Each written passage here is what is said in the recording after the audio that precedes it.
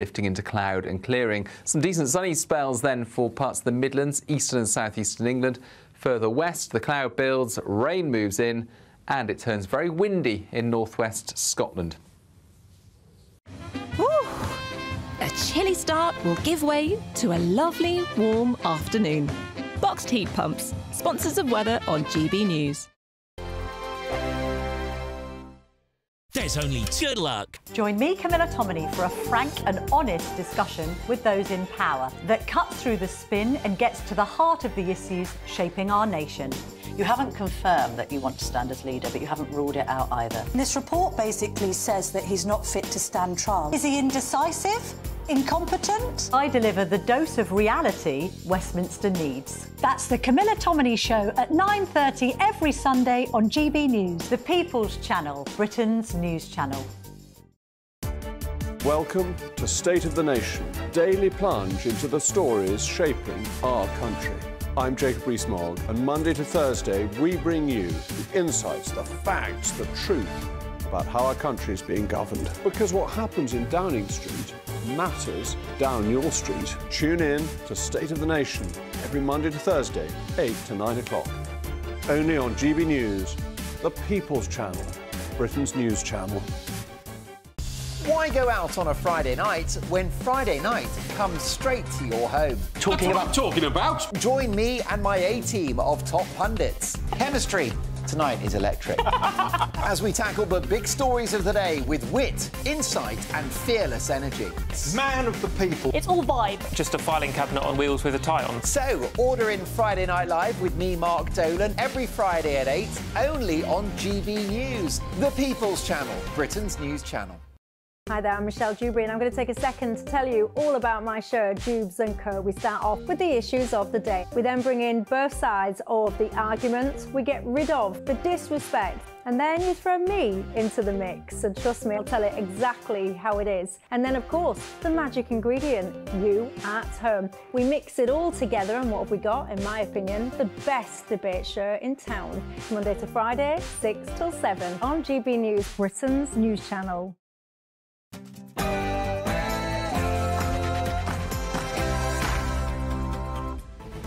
Good afternoon, Britain. It's 12 o'clock on Thursday, the 17th of October. I'm Tom Harwood. And I'm Emily Carver. Decision time. Tonight's the night for the final two Tory leadership contenders to battle it out to become the next leader of the Conservative Party here on GB News. And the police have released a distressing 911 call requesting urgent assistance before One Direction star Liam Payne fell 45 feet to his death from a hotel balcony in Buenos Aires. Tributes are flooding in. Mass amnesty. More than 60,000 migrants will be granted asylum in the UK in the next year. That's according to new analysis by the Refugee Council charity. Is this an amnesty in all but name? And King Charles and Queen Camilla are jetting off to Australia today for their first tour since the King's cancer diagnosis. What kind of welcome can they expect?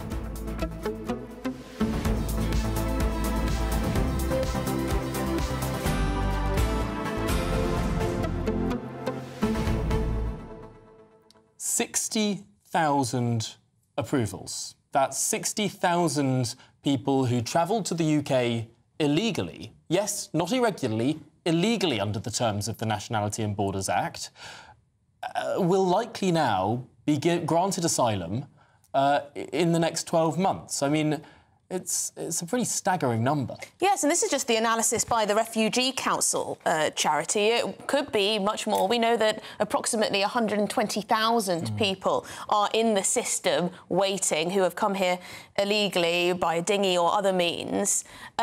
Is this an amnesty, essentially?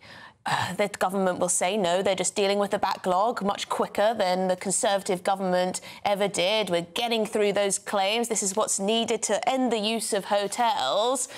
But how high is that approval rate going to be? Well, if you want to get through the backlog quickly, it's very, very easy. You're going to run into a lot less institutional resistance by just going approve, approve, approve, approve, approve. And where are they all going to live? I mean, at the moment, we have people, thousands of people all over the country living in hotels, waiting for their claims to be processed, either to be left here or to potentially be deported back to the country they came from.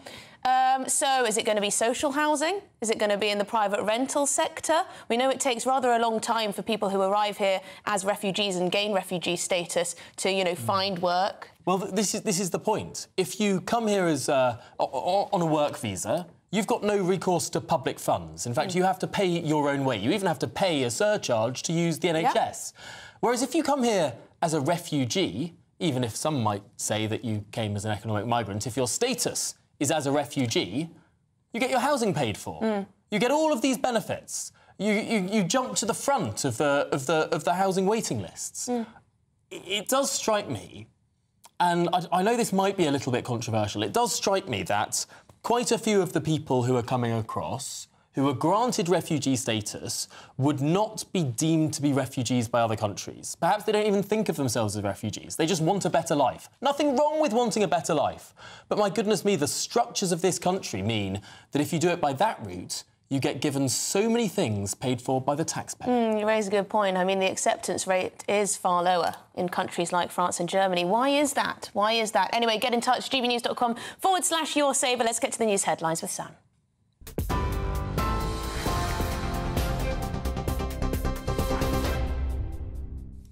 Tom, Emily, thank you very much and good afternoon to you. It's just after midday and we'll start with the story we've been following all morning, that former One Direction singer Liam Payne is being remembered today for his kindness and his compassion after his death in Buenos Aires at the age of 31.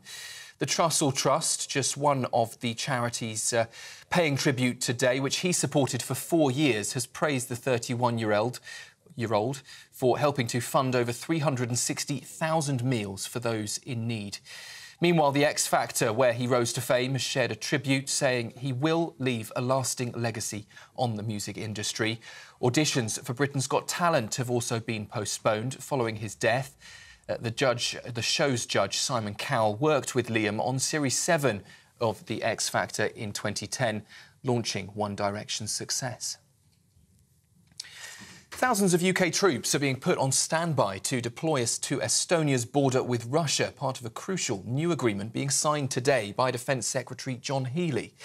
It would mean that the Army's 4th Brigade will remain on high readiness to defend against rising tensions from the ongoing war in Ukraine. Currently, about 1,000 British soldiers are in Estonia, and if called upon, the 4th Brigade could arrive within 10 days, equipped with advanced tanks and missile systems.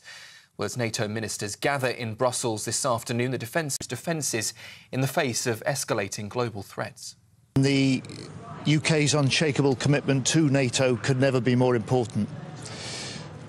And at a time of growing Russian aggression and increasing wider threats, today we will make the commitment to reinforce NATO's eastern flank with a new plan alongside Estonia for our forces there, and we will make a commitment, a UK commitment, to bolstering the future of Europe's defences. Staying with news out of that NATO summit, and we've heard in the last hour or so that the UK has hit Russia with its largest sanctions package yet, targeting 18 oil tankers, 4 gas ships linked to Putin's so-called shadow fleet. That latest move blocks those ships from UK ports and maritime services, disrupting, at least that is the aim, of a network that's pumped almost $5 billion into Russia's war chest in the last 12 months. Canada and the US have also joined the UK's call to action against that shadow fleet, now backed by 47 countries. Foreign Secretary David Lammy says it's all part of a mission to strangle Putin's energy revenues and to combat Russia's threat to global security. And another line on Russia today. Russian spies are suspected of planting a bomb on a UK-bound plane that caused a warehouse fire. The package, which arrived by air, sparked a blaze at a DHL warehouse near Birmingham in July, but was quickly dealt with and no one was injured. Investigators say they're now looking at potential links to a similar incident in Germany.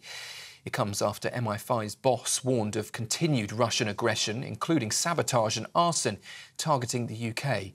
DHL has since boosted its security measures across Europe in response to that ongoing investigation. Kemi Badenoch says her bid for Conservative leadership is a grassroots campaign, taking aim at her rival Robert Jenrick's more media-focused approach in recent weeks.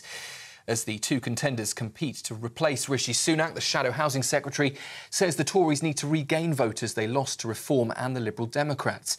Meanwhile, Robert Jenrick has outlined his vision for a smaller state and lower taxes. He's also argued that returning the spend on benefits to pre-pandemic levels could help a tax cut. Well, from 7 p.m. tonight, they'll be making their pitches to Tory members in a special programme moderated by our political editor, Christopher Hope. And you can, of course, catch all that action live here on GB News, 7 till 9 tonight in Decision Time, the race to lead. Thousands of migrants could be granted asylum in the UK as the government pushes to clear a huge backlog of applications. The Refugee Council estimates the number of pending asylum claims could reach almost 120,000 by July next year, following Labour's decision to scrap the Rwanda plan. New analysis suggests that processing that backlog could see over 62,000 more people recognised as refugees in the UK. It comes as Downing Street says it's committed to ending the use of asylum hotels, despite recent reports that the Home Office may reopen some that were previously closed. A new report has claimed the World Bank has lost track of billions of pounds in climate finance. Oxfam says up to $41 billion, that's nearly 40% of climate funding from 2017 to 23, is unaccounted for in the bank's records. The report suggests there's no public trace of how or if that money was even spent on climate projects. The World Bank has yet to comment on those findings. Parliament's first bionic lord has pledged to battle the Health Secretary to raise awareness of sepsis and improve prosthetics for amputees. Lord Craig McKinley, the first quadruple amputee to join the House of Commons, has taken his seat after being given a peerage in Rishi Sunak's dissolution honours. I, Craig, Lord McKinley of Richborough, do swear by Almighty God that I will be faithful and bear true allegiance to His Majesty King Charles, his heirs and successors, according to law. So help me God. Those are the latest headlines from the newsroom for now. Next update in about half an hour. Now, though, back to Tom and Emily.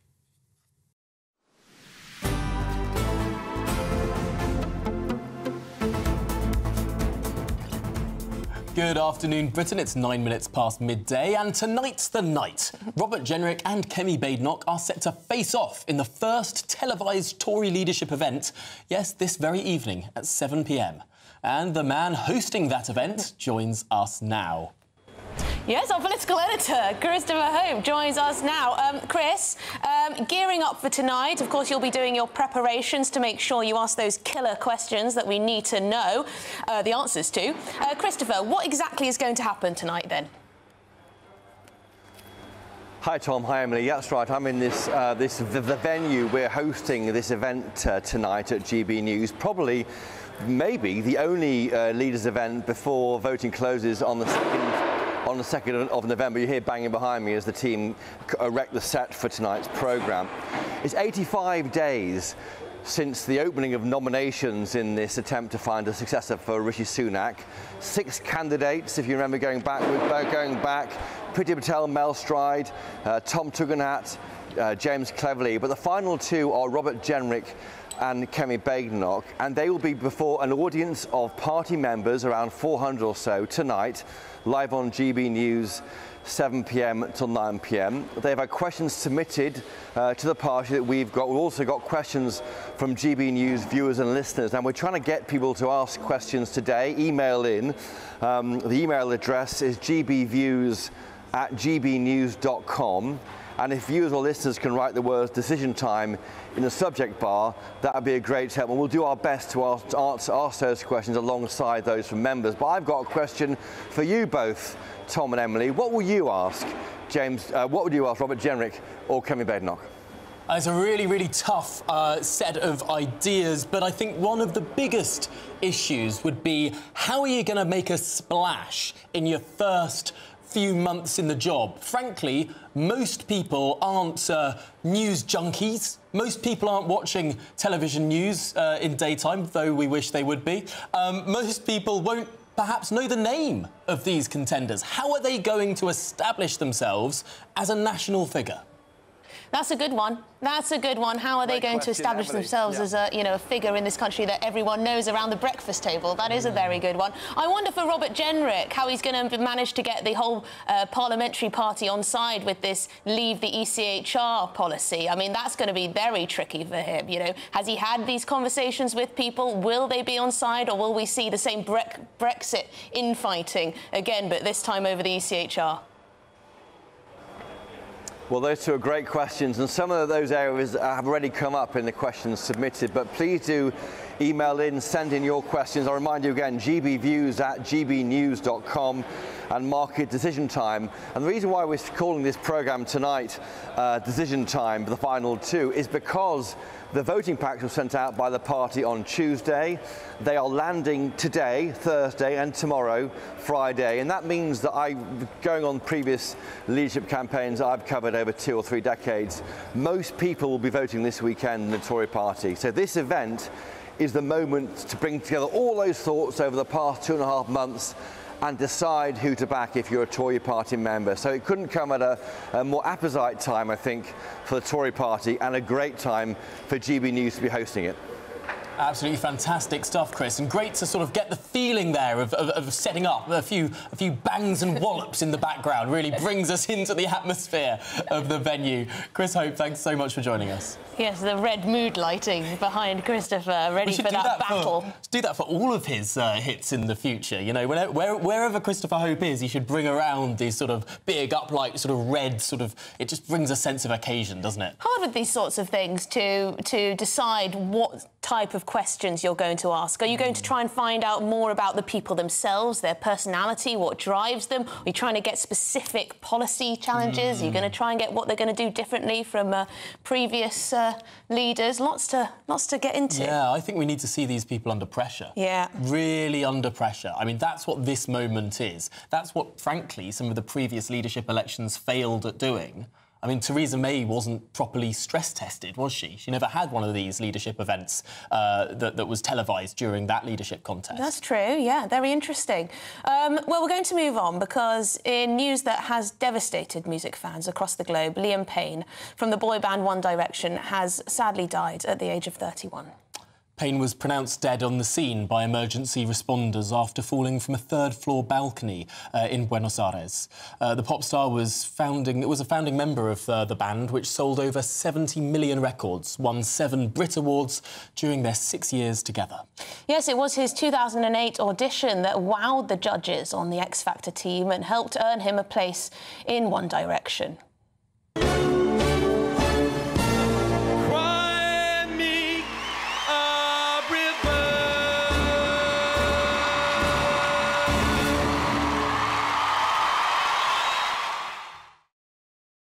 Wow, that takes you back, doesn't it? Yeah, it's terribly sad. So fresh-faced. The 911 call made by the hotel manager requesting urgent assistance was released by the local authorities earlier this morning. Now, GB News has made a translation of this emergency call.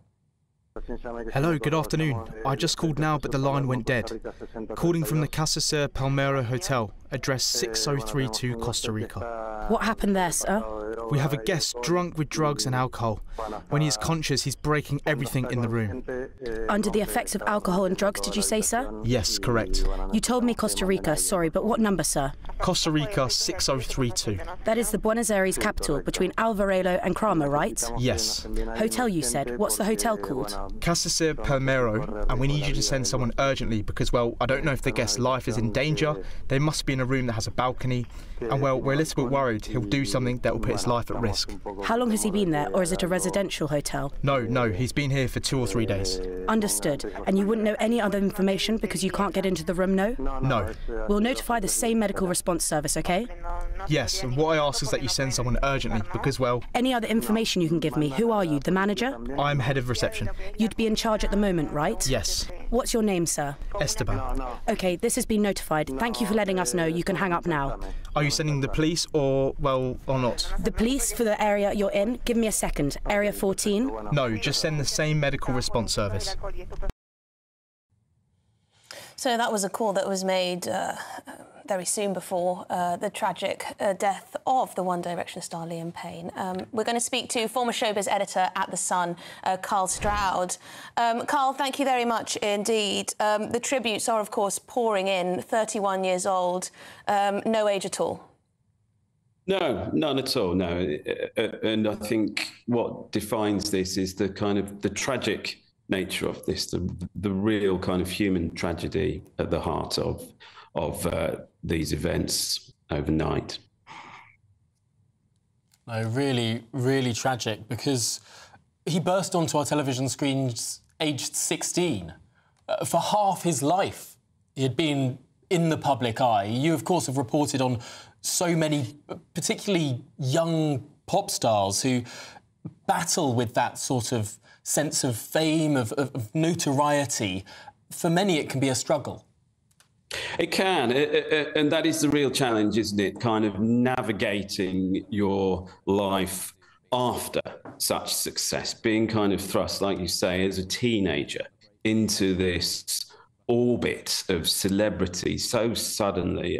And it's a cliche, but nothing can prepare anybody for that kind of experience. It is there is no precedent, particularly with One Direction and their stratospheric success. They sold millions upon millions of records. And to sort of decompress from that, they split in 2016, didn't they? And of course, Liam attempted his solo career to limited success, less success than his bandmates. And I think there's always been a sense with Liam, there's been a kind of struggle he's had, and he has spoken about that extensively before, around his challenges around fame and various things. And that's one of those kind of real heartache around what's happened, is this navigating kind of celebrity, navigating fame, trying to kind of have a normal existence from somebody from their teenage years who've never had a normal existence, really. Well, thank you very much indeed, Carl Stroud, for speaking to us this afternoon, former showbiz editor at The Sun. Thank you very much indeed for your time. And there are a lot of people who were sort of worried about some of his erratic behaviours in recent months and some of the TikTok videos he was sharing. He seemed to be a little bit not himself, didn't he? So there were concerns already for his health for rather a long time, questions over, you know, the use of drugs and alcohol and all of that. But for any viewers that are affected by this story today, the Samaritans helpline is available 24/7. You can call for free 116 123 or email joe@samaritans.org. So that's the way to get in touch with the Samaritans helpline if you are affected or anyone you know is affected by some of these issues. Well, more than 62,000 migrants could be granted asylum here in the UK. In other news, as the government attempts to clear the huge backlog of claims that are currently flooding the system. Yes, so the Refugee Council, a charity, they estimate the asylum list could leap over 118,000 by January alone, and they also processing by nearly £250 million. OK. Let's speak with the research director at the Centre for Migration Control now, Robert Bates, because, Robert, this is a vast number that are seemingly, this doesn't seem to be a controversial report, just going to be sort of waved through.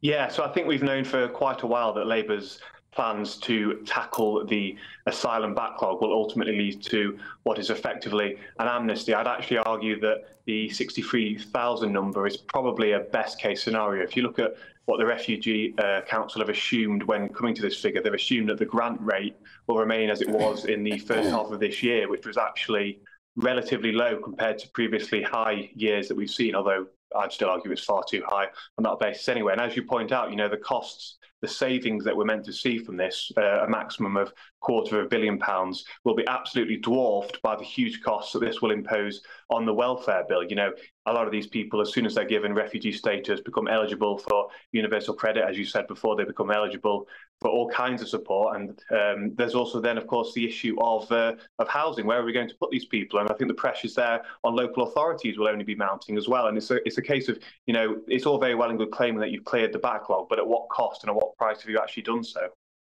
Well, this is going to get very controversial and very difficult for the government and local authorities, as you say, because people watching this will be thinking about the fact that we have a housing crisis, that rentals are through the roof in many parts of this country where people want to live.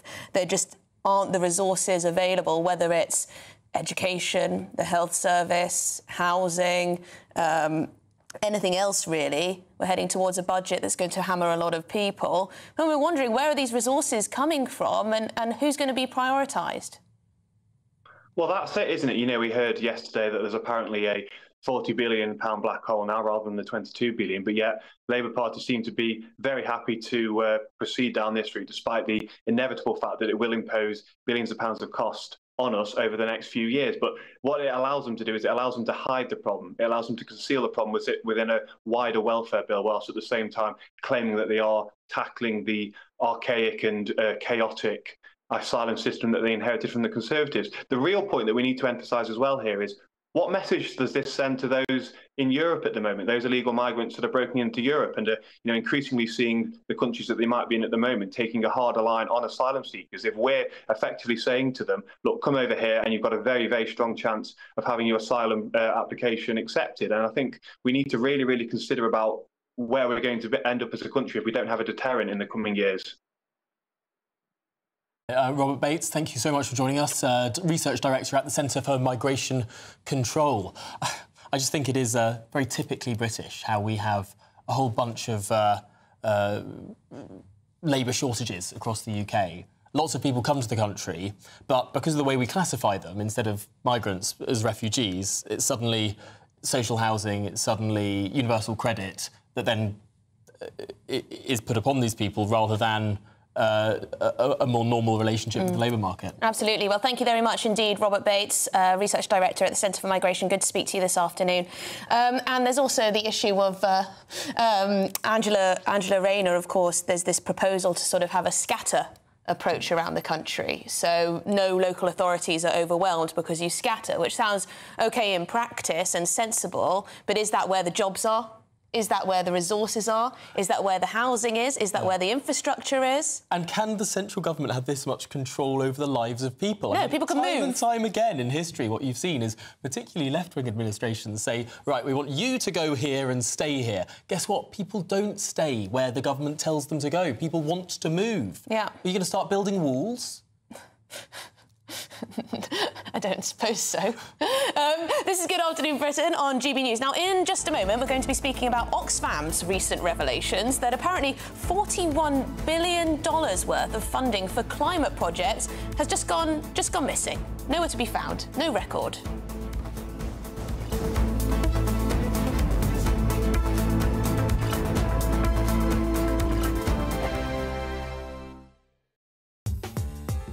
I'm Christopher Hope. From pop stars to politicians, I'll interview anybody in a pub who's got a political opinion. Join me every Friday on Spotify, Apple Podcasts, YouTube or gbnews.com, or wherever you get your podcasts. This is GB News, the People's Channel. Sunday with Michael Portillo from 11, only on GB News. Welcome back to Sunday with Michael Portillo. Well, drinkers have been warned about a drop in the quality of French wines after poor weather conditions hit this year's grape harvest. Winemakers across France will make 240 million fewer bottles of wine this year, the country's farming ministry said on Tuesday. So should we think of switching from French to English? I'm joined now by sommelier and founder of Inflorescence Wines, Jacinta Madison-Williams. Hello, Jacinta. Good morning. Nice to see you. First of all, let's just think about the poor French. Has this been a fairly universal weather catastrophe for France? It has. Kind of across the board, we're about 22% down on last year's crops, which is quite significant. I think it's like one of the 4 years over the last century that have been this low. So. And it's affected both quality and quantity? I would say more so quantity. There's always ways of counteracting quality. It depends if people are desperate to make wine. They can obviously push out more watered-down grapes. There's been a lot of rain, if you hadn't noticed. not only in France, we felt it here too. But lots of frost, supercell hailstorms have completely wiped out some crops. So in some cases, there's nothing to make. In other cases, it's just really watered down grapes, and you want to pick earlier to make sure you're avoiding all those rains. But I would say more so it's quantity. But saying that, France is still the biggest producer of wine in the world. It might be taken over by Spain this year, but as a consumer, don't panic. We're not going to run out of wine. And we obviously have lots of lovely wine growing here now in England. So whether we do make a little jump for a bit to English wine, but there's definitely still lots out there. GB News, the People's Channel. Conservative MPs have finally chosen their top two for the leadership. And now, it's over to the members. Join me, Christopher Hope, tonight as Kevin Badenoch and Robert Jenrick are quizzed by Conservative Party members and myself at our GB News leadership event. And afterwards, join me, Patrick Christys, with a live studio audience and a star panel as we discuss what it means for the Conservative Party and what it means for you. Decision time, the race to lead, from 7 p.m. tonight. Only on GB News, the People's Channel, Britain's news channel.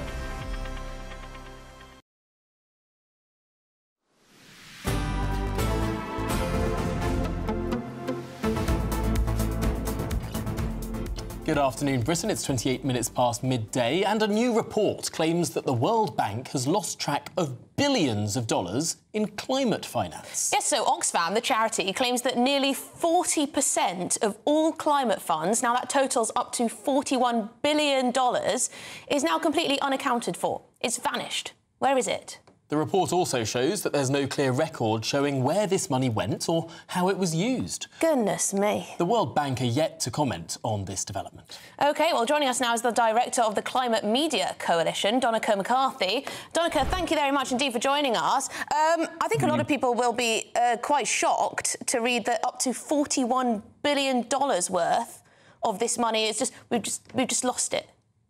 Well, it's not lost, but it's actually unaccounted for. It is an important difference. What Oxfam are rightly saying is that the reporting by the World Bank doesn't specify a list clearly what the projects they're investing on. And I agree that it is important that such projects should be transparent. So that the real question is, are they investing in genuine climate mitigation and renewable energy, or are they investing in the old fossil-fueled economy? Because that's the worry here, that the money might be invested in trashing the planet rather than saving it. Or is there a third option here, that this isn't actually about genuine investment, that this is money that is going to parts of the world that are notoriously corrupt, that don't have high transparency index ratings, that actually a lot of this money might not be going to any infrastructure at all, whether it's green or fossil fuels. A lot of this money might just be going into the pockets of demagogues, dictators and their allies. Well, that's always been the challenge with aid, is how do we help the poorest countries in the world, which have very poor and damaged governance structures. And one of the ambitions for the World Bank is to bring renewable energy to 100 million people in Africa. That is really important, that those people are lifted out of poverty. And actually, what I think is really important in this issue, and I link it with the previous topic that you were discussing about migration asylum, is the UNHCR says 32 million refugees were caused by climate extreme weather in 2022. The prediction is 1 billion by 2060. So what we're actually looking at is we have to make sure the investment is done properly and must be done rightly, but it also must be ramped up. The link between the impacts on the global south of fossil fuel use and refugees is really crucial in our opinion. I mean, this is just outrageous, though. I mean, this is what Oxfam is saying. No clear public record showing where this money went or how it was used, which makes any assessment of its impacts impossible. Now, I'm of the belief that if you give money to something, you should be able to then follow that money and find out exactly where it's going and what it has achieved. There needs to actually be a net benefit from this money going to something. Otherwise, it's just our hard-earned cash or wherever else going towards something that we have absolutely no proof if it's actually helped anyone. Well, again, Tom and Emily and myself, we're on the same page. Totally 100% agree with you. The question is, it must be transparent. But also you raised another issue, I think, which is important. You talked about hard-pressed taxpayers. I think it's really important that we remember that the vast majority of emissions come from the richest 1% in society. The estimate is that the 1% emit more than 70% of the world's poorest population. So what we should be looking at is making sure the rich polluters are funding this. Brazil have a really interesting proposal for COP for the coming COP. They're proposing next year that the COP should agree that just putting a tax on the 100 richest families in the world. Oh, here we go. Here we go. We'll take away your property, we'll take away your wealth, and it'll fix the world's woes. What are you going to do about China and all of their fossil fuels? Emily, hang on. Let's ask a moral question here. 100 families own $12.5 trillion. Okay, and once you've spent that cash, Donica, what happens next? Once you've spent that cash, what happens? The proposal is to invest 1% of the 100 families' richest wealth in protecting humanity from climate destruction. Donica, what happens the next year? Once you've taken 1%, okay, the next year they have 1% less. Okay, this wealth isn't going to suddenly re-emerge. It's not exactly a sustainable solution, is it, to take 1%? Have you looked at what's happened? Have you looked at what's happened since the 1970s? Since the 1970s, working class and middle class people's wealth has remained stagnant.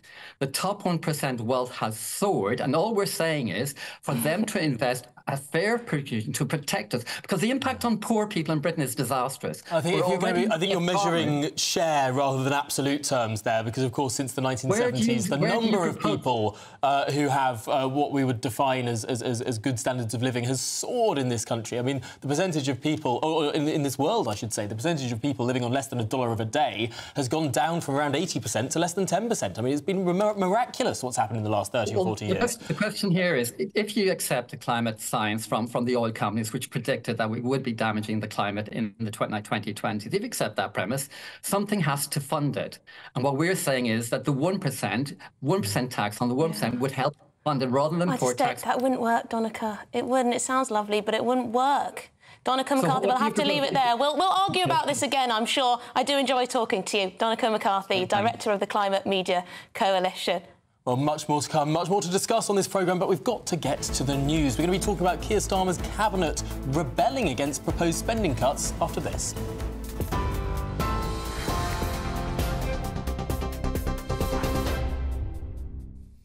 Very good afternoon to you. 34 minutes past 12. Tributes continue to pour in for Liam Payne this afternoon as fans and fellow stars remember the former One Direction singer after his death last night at the age of 31.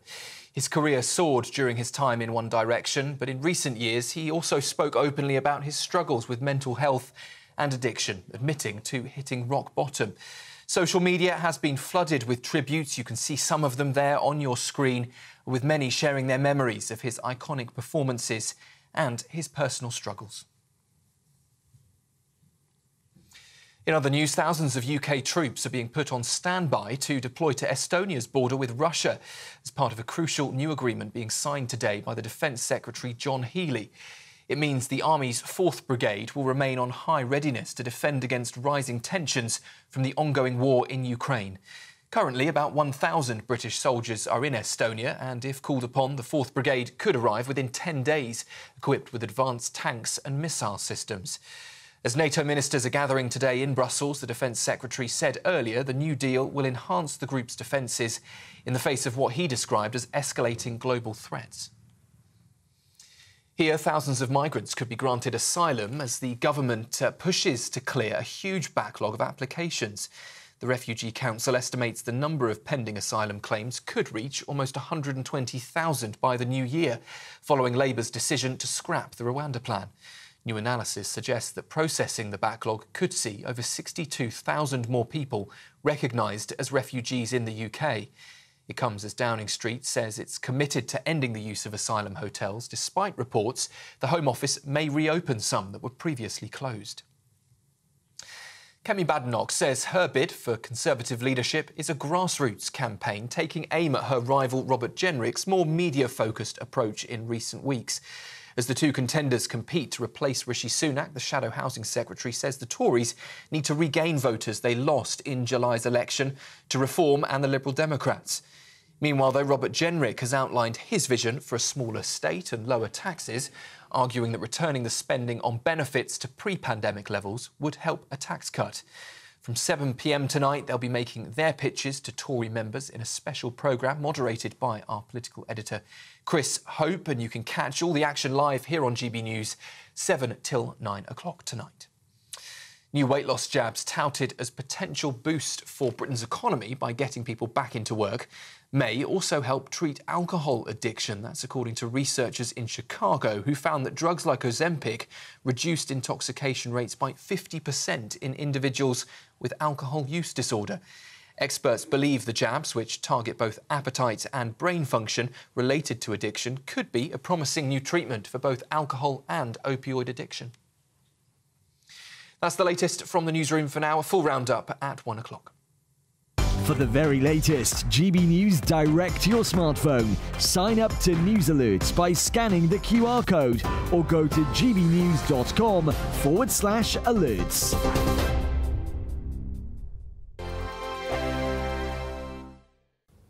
Hi there and welcome to the latest update from the Met Office for GB News.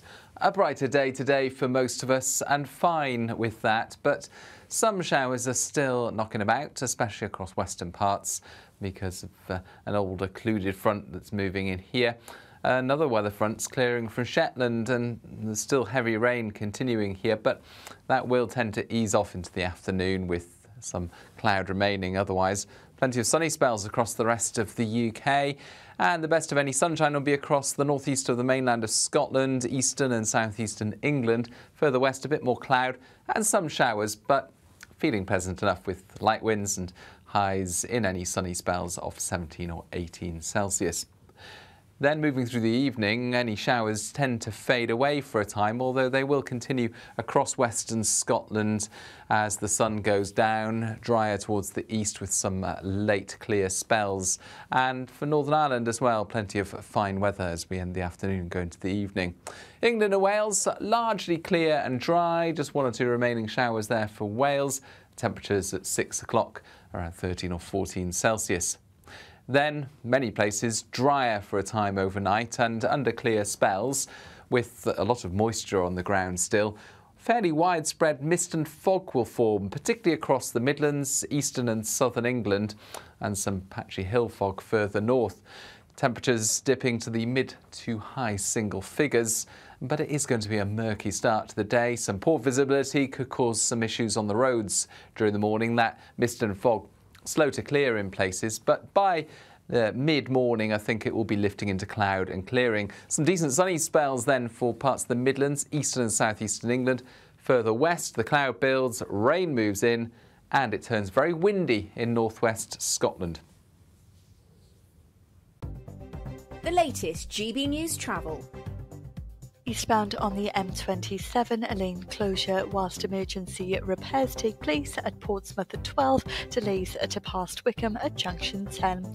Eastbound on the M4, a lane closure and queue in traffic to an accident from 20 at the Almondsbury interchange to 19 for Bristol. It's also looking busy for the M4 in both directions at the moment. Emergency repairs are taking place at Bridgend 36, a lane closure to assist, that's the reason for the delays. Northbound on the M6, a lane closure to a broken down vehicle at 18 through to Knutsford at 19, but traffic is coping well. It's also cleared for the southbound side of the M6 at junction 3 for Nuneaton, an earlier accident removed. So that's the very latest travel news. You can stay up to date throughout the day by visiting our website gbnews.com.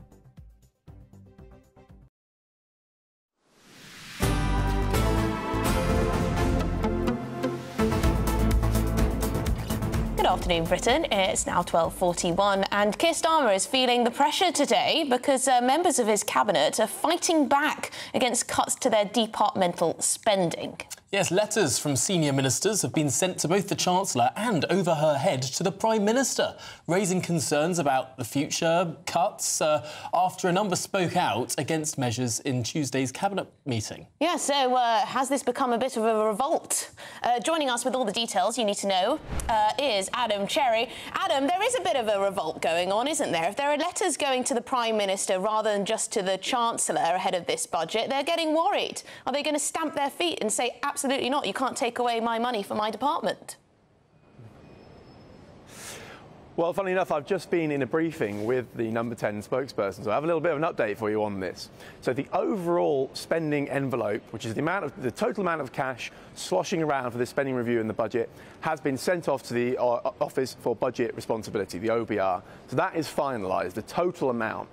However, the individual spending settlements, so the amount that individual departments get, is still being debated, and those settlements have not been closed yet. So that suggests there's some haggling going on.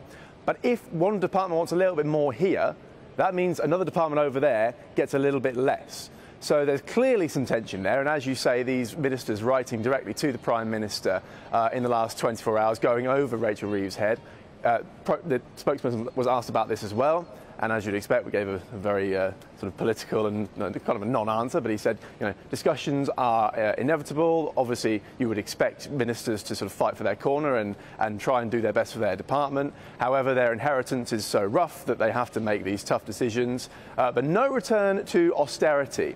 Government was asked, well, the spokesperson was asked, what does the government mean by austerity, given that it seems to be that they're making cuts in real terms to multiple departments, and he simply said, well, we just want them to be more productive, and they want to get ahead of what the Chancellor says in the budget. So some slightly confused messaging there. What is austerity? What do they mean by all of this? How can this happen if they're asking for cuts to be made in real terms? But not long to go now, guys, just under 2 weeks left. So this is fascinating. This is because the government is going to be increasing spending overall. Despite that, some departments are going to be getting less because they want to give others even more. I mean, we can all sort of make an educated guess about this, can't we? I imagine the Department for Transport will need more for all of those train driver pay boosts, the double-digit inflation-busting union pay rises. Then it might well be the armed forces that gets less. Well, the government were asked about this today. What does that actually mean? Where is this money going to go? As you'd expect, no real firm answer. Someone asked specifically about prisons. We saw thousands of prisoners being released early, and the government saying this was because they were underfunded and they didn't have enough places.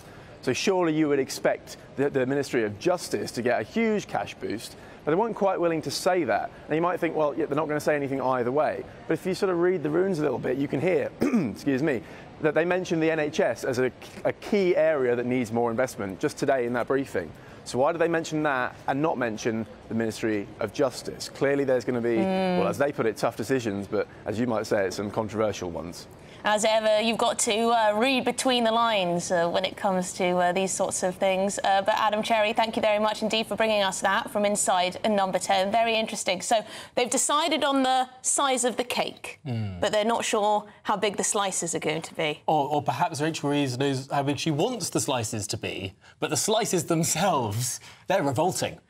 Well, we know the welfare slice is going to be very big indeed. Yeah. Because the huge, that's skyrocketing, isn't it, the benefits bill?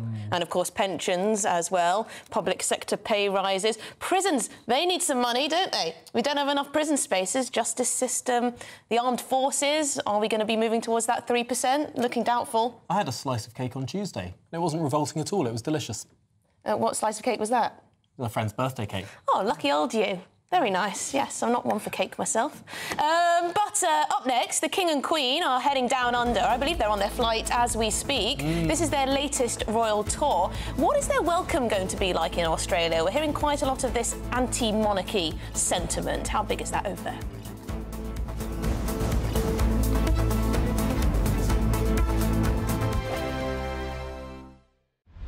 Britain's newsroom. Weekday mornings from 9:30. We shouldn't have to do this, Rebecca. These men should have been compensated long ago. They shouldn't have to fight for recognition. And this is what's happened over the last 72 years. So all the way through from the test through to the present day, they've known that something happened to them. They've seen what they've been through, their medical conditions, the fact that many of these servicemen died well before their time. And they were ignored in a way that other countries didn't ignore their similar testing veterans. So other nuclear powers across the world, the US, for example, compensated and recognised their nuclear testing veterans many, many years ago. Yet, unfortunately, successive governments in the UK failed to do that. After the long campaign for medallic recognition, finally, these servicemen received medallic recognition, but it came in a jiffy bag in the post, which is not the way to honour the service that these men gave to our country. There needs to be an understanding and an uncovering of the truth of what they actually went through. They've been fighting for many years for access to their medical records, for example, urine and blood tests. But when many of these families have tried to access their records, these test results seem to be missing, and there's no explanation as to why this has happened. What basis does the Ministry of Defence say it's not our responsibility? Well, we know from other studies across the world and subsequent studies, it showed, staggeringly, that these men were exposed to the same amount of radiation as clean-up workers at Chernobyl. Yeah. And it doesn't take a rocket scientist to understand it. GB News, the People's Channel. Hi there, I'm Michelle Dewberry, and I'm going to take a second to tell you all about my show, Dubes & Co. We start off with the issues of the day. We then bring in both sides of the arguments. We get rid of the disrespect, and then you throw me into the mix. And trust me, I'll tell it exactly how it is. And then, of course, the magic ingredient, you at home. We mix it all together, and what have we got? In my opinion, the best debate show in town. Monday to Friday, 6 till 7 on GB News, Britain's news channel. Mark Dolan tonight is your weekend dose of news, debate and entertainment. This sounds like a wild conspiracy theory. Don't miss my big opinion. Mark meets and my take at 10. Democracy is a funny old thing. And we don't do boring, not on my watch. I just won't have it. Let's go and get another glass of that bubbly. You've earned it. That's Mark Dolan tonight, Saturday and Sunday, 9 to 11, only on GB News, the People's Channel, Britain's news channel.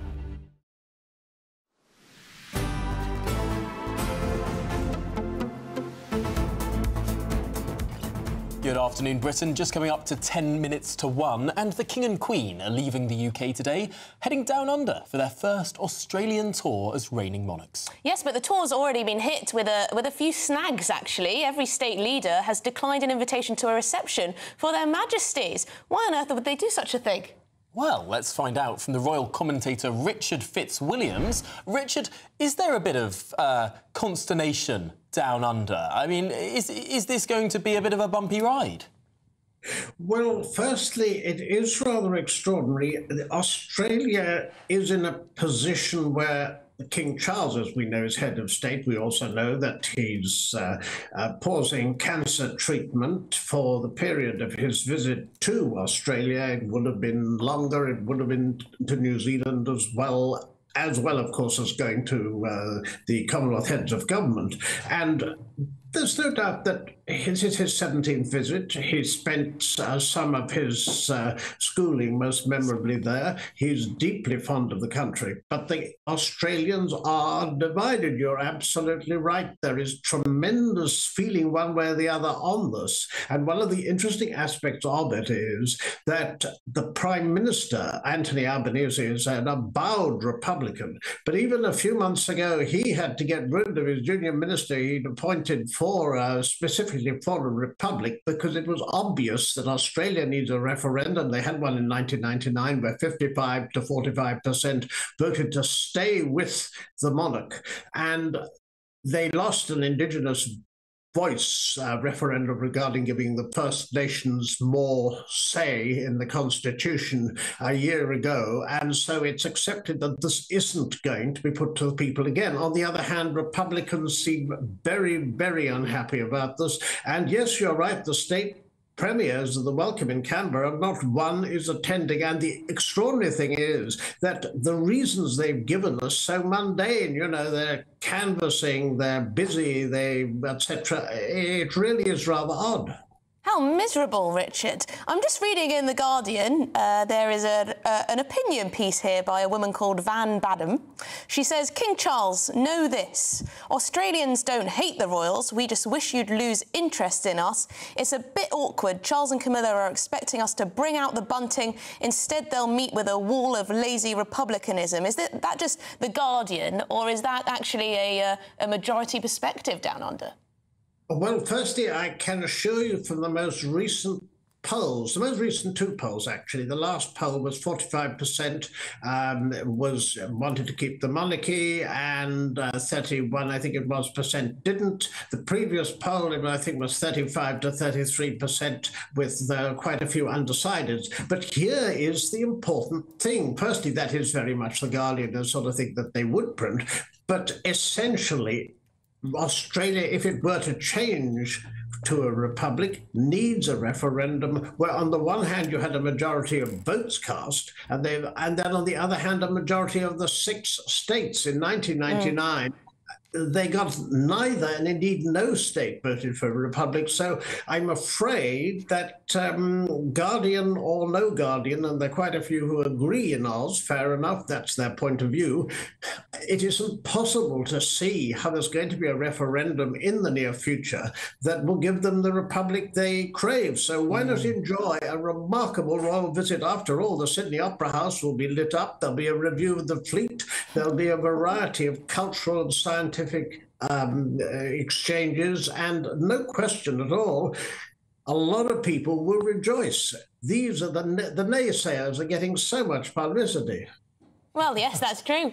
Well, thank you very much indeed, Richard Fitzwilliams, royal commentator. As always, lovely to speak to you on the show. It does speak to, I think, the innate sort of non-Republican sentiment within Australia, that it wasn't long ago that they had a Prime Minister in Malcolm Turnbull, who in the 90s literally led the Republican movement in Australia. Oh, yes. He got to the position of being Prime Minister, and yet he didn't think he had enough support to actually then make Australia a republic. And do you know what else, also in royal news? Apparently Prince Harry and Meghan Markle have bought a pad in Portugal. OK, so, Portugal. Yeah, so to be fair, the oldest ally of England. Yeah, so apparently they're, you know, going to have a bit of a bolt hole there. Very good. Little pied-à-terre. It's sort of 800 years we've had a military alliance. So do they want to align themselves with Europe rather than, you know, the continent of Europe, rather than No. I think this the is United Kingdom? This is more about how Portugal stood by us during the continental system of Napoleon, which we routed. Much more to come in the next hour, including more on Liam Payne.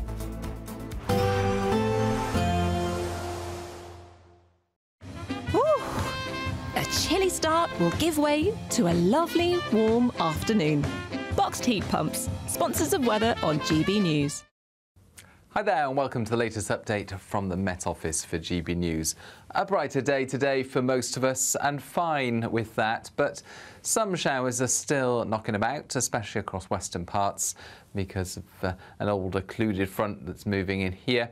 Another weather front's clearing from Shetland, and there's still heavy rain continuing here, but that will tend to ease off into the afternoon with some cloud remaining. Otherwise, plenty of sunny spells across the rest of the UK, and the best of any sunshine will be across the northeast of the mainland of Scotland, eastern and southeastern England. Further west, a bit more cloud and some showers, but feeling pleasant enough with light winds and highs in any sunny spells of 17 or 18 Celsius.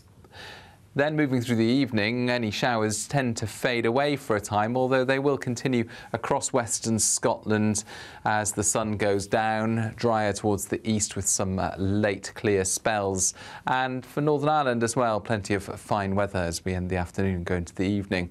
England and Wales, largely clear and dry, just 1 or 2 remaining showers there for Wales. Temperatures at 6 o'clock around 13 or 14 Celsius. Then, many places drier for a time overnight and under clear spells, with a lot of moisture on the ground still. Fairly widespread mist and fog will form, particularly across the Midlands, eastern and southern England, and some patchy hill fog further north.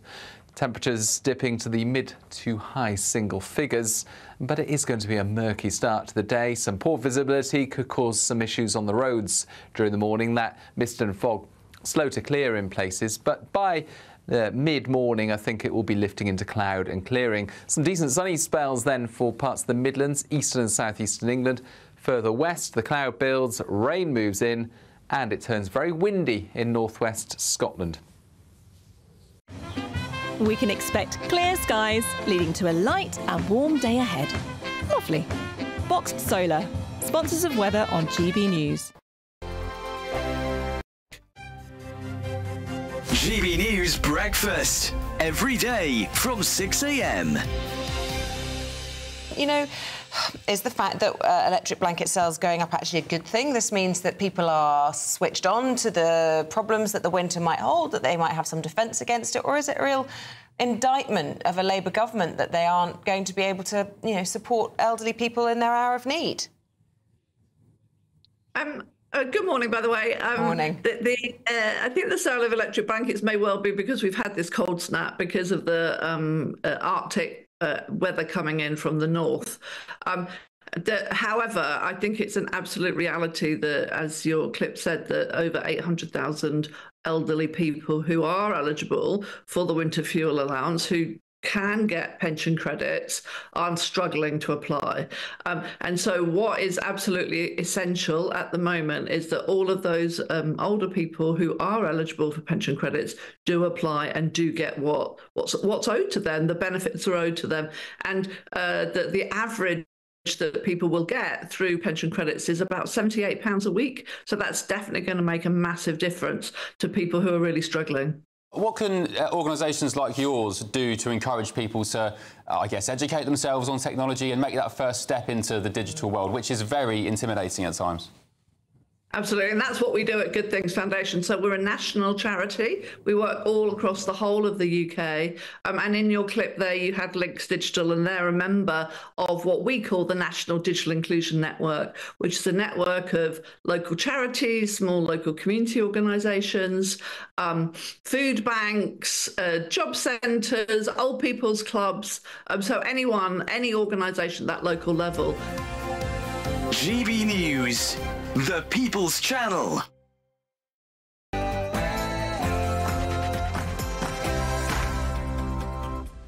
Good afternoon, Britain. It's 1 o'clock on Thursday, the 17th of October. I'm Emily Carver. And I'm Tom Harwood. Decision time. Tonight's the night the final two Tory leadership contenders battle it out to become the next leader of the Conservative Party. Who will come out on top? The police have released a distressing 911 call requesting urgent assistance before One Direction's star Liam Payne fell 45 feet to his death from a hotel balcony in Buenos Aires.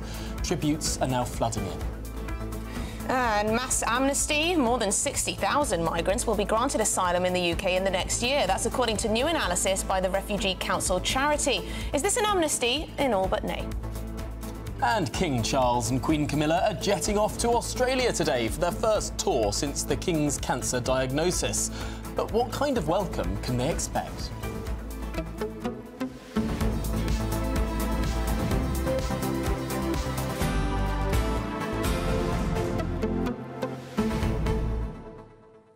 It is staggering, that figure, 60,000. Now, this is what we're expecting in terms of asylum approvals in just the next year.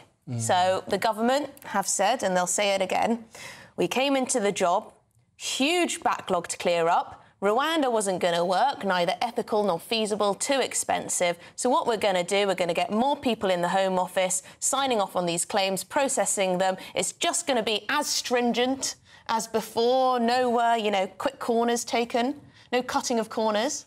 But yes, 60,000. I think it's the way that they're going to square this circle of not being able to do these swift sort of negotiations with other countries to quickly return people to the countries from which they came.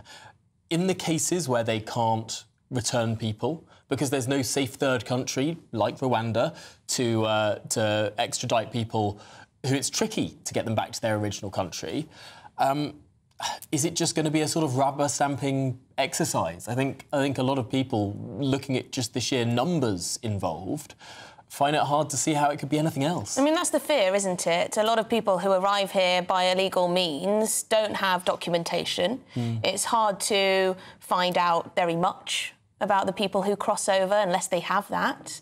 Are they just going to do this quickly just so they can say, well, we don't have that backlog anymore? But then there's all the problems for local authorities, social housing, for communities, resources, NHS, welfare bill, etc., etc., etc. It just goes on. And that's the crucial point, isn't it? If you are designated a refugee in this country rather than a migrant, I mean, just economic migrants, if they are designated as economic migrants, they have no recourse to public funds. They can't get on the social housing waiting list. Whereas if you're a refugee, you can get all of those things. OK, so how's it going to be paid for? gbnews.com/your say. Please do get in touch. But let's get the headlines with Sam Francis.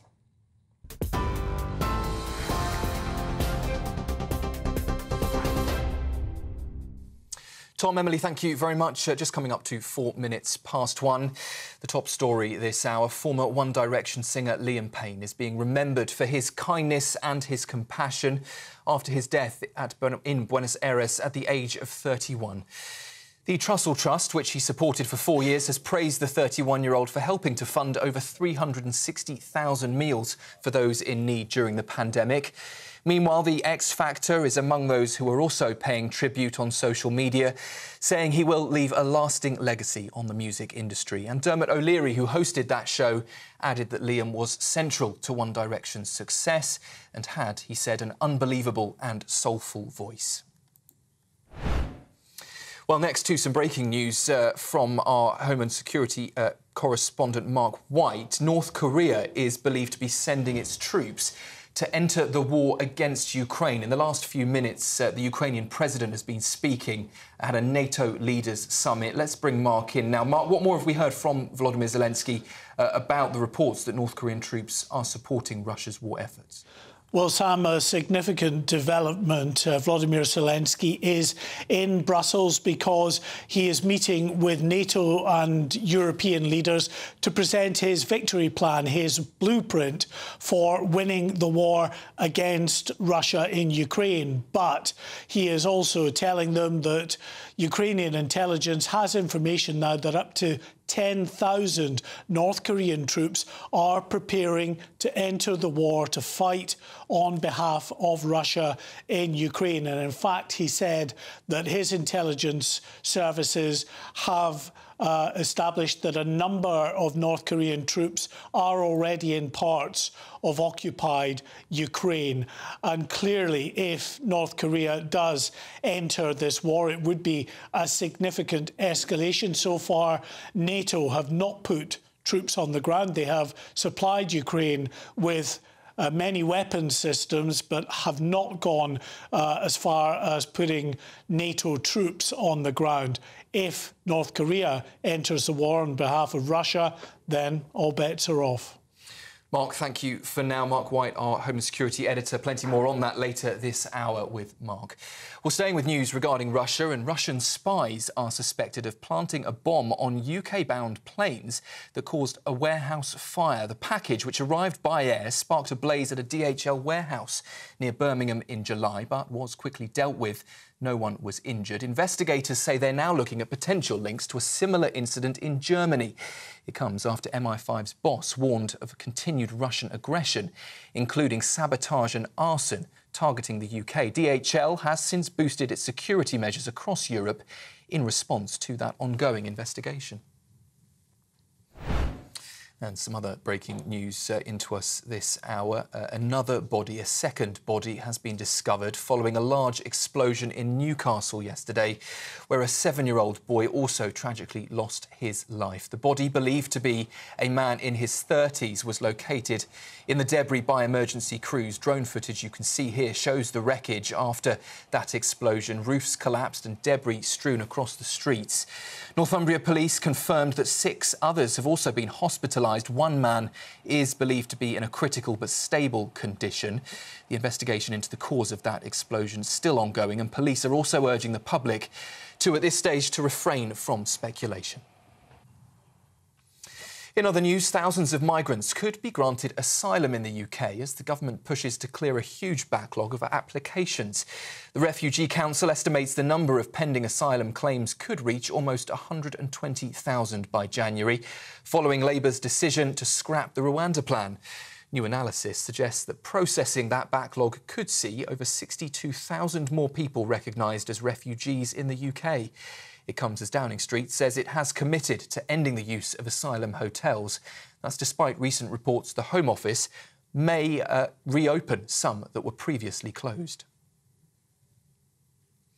Kemi Badenoch says her bid for Conservative leadership is a grassroots campaign taking aim at her rival Robert Jenrick's more media-focused approach. As the two contenders compete to replace Rishi Sunak, the Shadow Housing Secretary says the Tories need to regain votes lost to Reform and the Liberal Democrats. Meanwhile, Robert Jenrick is outlining his vision for a smaller state and lower taxes. He's also argued that returning the spend on benefits to pre-pandemic levels could help a tax cut.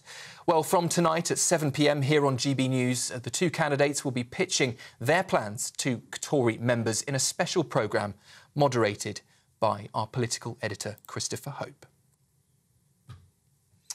And finally, we turn to some news we've heard in the last few hours, that a new report claims the World Bank has lost track of billions in climate finance.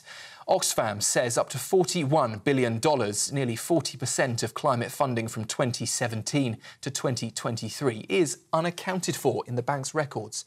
That report suggests there's no public trace of how or if this money was spent on climate projects. The World Bank, at this stage, is yet to comment on those findings. That's it from me for now. I'll be back with you in half an hour. For the very latest GB News direct to your smartphone, sign up to News Alerts by scanning the QR code or go to gbnews.com/alerts.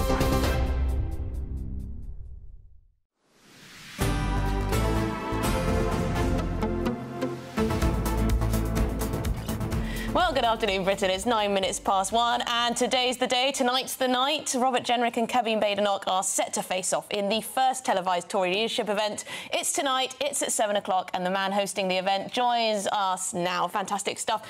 Christopher, our political editor, of course, Christopher Hope. Christopher, just hearing in the bulletins that Kemi Badenoch has taken aim at Robert Jenrick for his media-focused approach. She's taking more of a grassroots campaign. Yes, hi Tom, hi Emily. Well, that's one way to describe it. I mean, we haven't seen much of Kemi Badenoch, have we, since she won the MP's vote last week, of course. One pull clip, an opinion piece in the Telegraph for the weekend, an interview with the Telegraph, I think it was yesterday.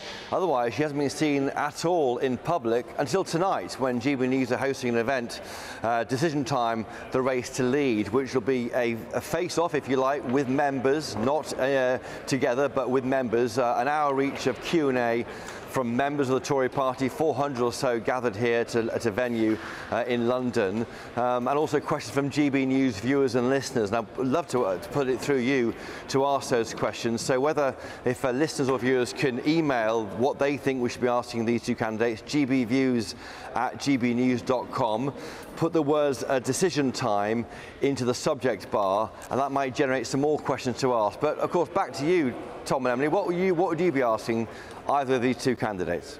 Well, Christopher, I'm going to cheat because Emily has just pointed out to me a question from David Horridge, who's written in to the GB Views live comments page, and he said, what would both Kemi and Robert do to control the civil service if they get back into power?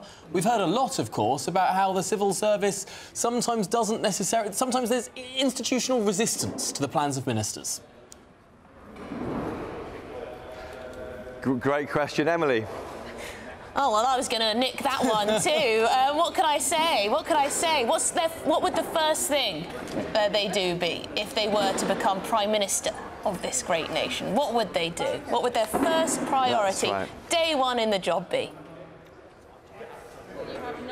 Yes, and indeed the first question, if they're Tory leader. It's been a long wait for this moment, hasn't it? 85 days by my count. The contest started on July the 24th. We had 6 candidates since then. If you remember, there were Priti Patel, Mel Stride, Tom Tugendhat, James Cleverly. And the final 2 in this long race, a marathon if you like, Robert Jenrick and Kemi Badenoch.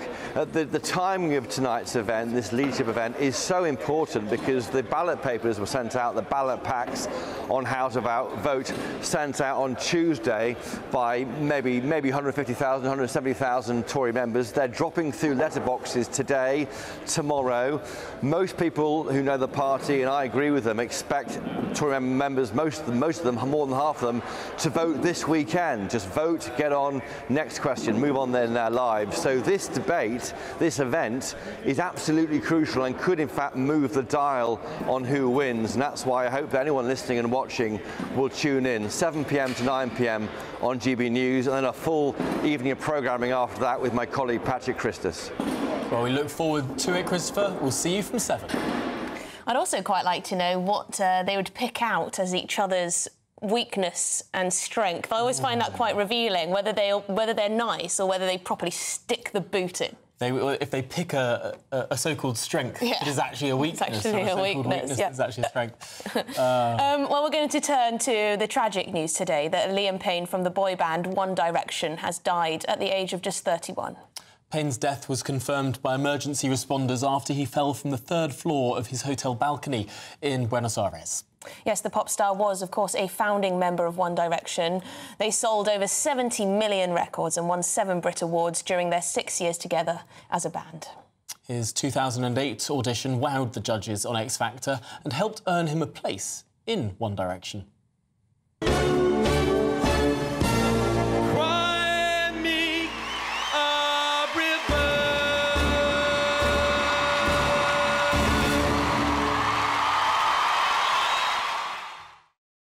I remember watching that live. I used to always watch X Factor. I'd sit with family and watch it religiously.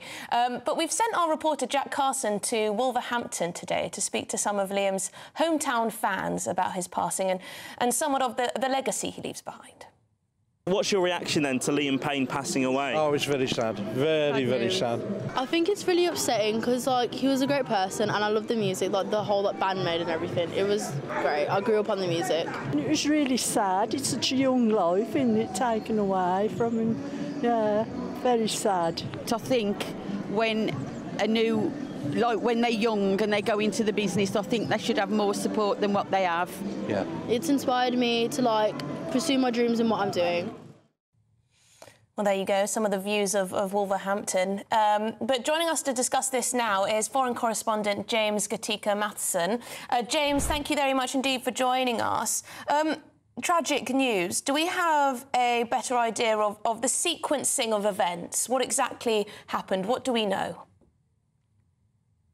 Good afternoon, everyone. Yes, what we know is what the police report released by the security minister of the city of Buenos Aires issued yesterday when the news broke here in the South American country that an erratic man came down to the hotel lobby, apparently under the effects of alcohol and drugs, and the staff was trying to manage and calm him down, so the staff decided to call the 911 to ask for help. The staff was able to return to help him back to his bedroom, but he suddenly fell down the balcony. Right after that, and he passed away sadly. It's been very emotional down here last night in the first hours since this news broke. Hundreds of fans gathered outside. There was some visitor memorial already put in place with candles, flowers, messages, and pictures of young Liam Payne, and also more mature, the one we live here the last few weeks. He's been staying here in Buenos Aires. Fans, they were very emotional, as he said. They were shocked, of course, by this news. And as the ambulance left this hotel last night, there were some clapping, singing songs, and just paying a small tribute to the One Directioner who passed away here in Buenos Aires. It's really moving, actually, to see exactly where this all took place. I can really imagine, James, this almost becoming a place of pilgrimage for many fans of Liam Payne around the world. I can imagine, like Argentinians, they try to pay tribute to their idols, local idols, international idols who pass by Buenos Aires, even if they live here, they work here, or sadly pass away. I believe this place will mark one spot in the trendy neighborhood of Palermo, in the capital of Argentina, definitely.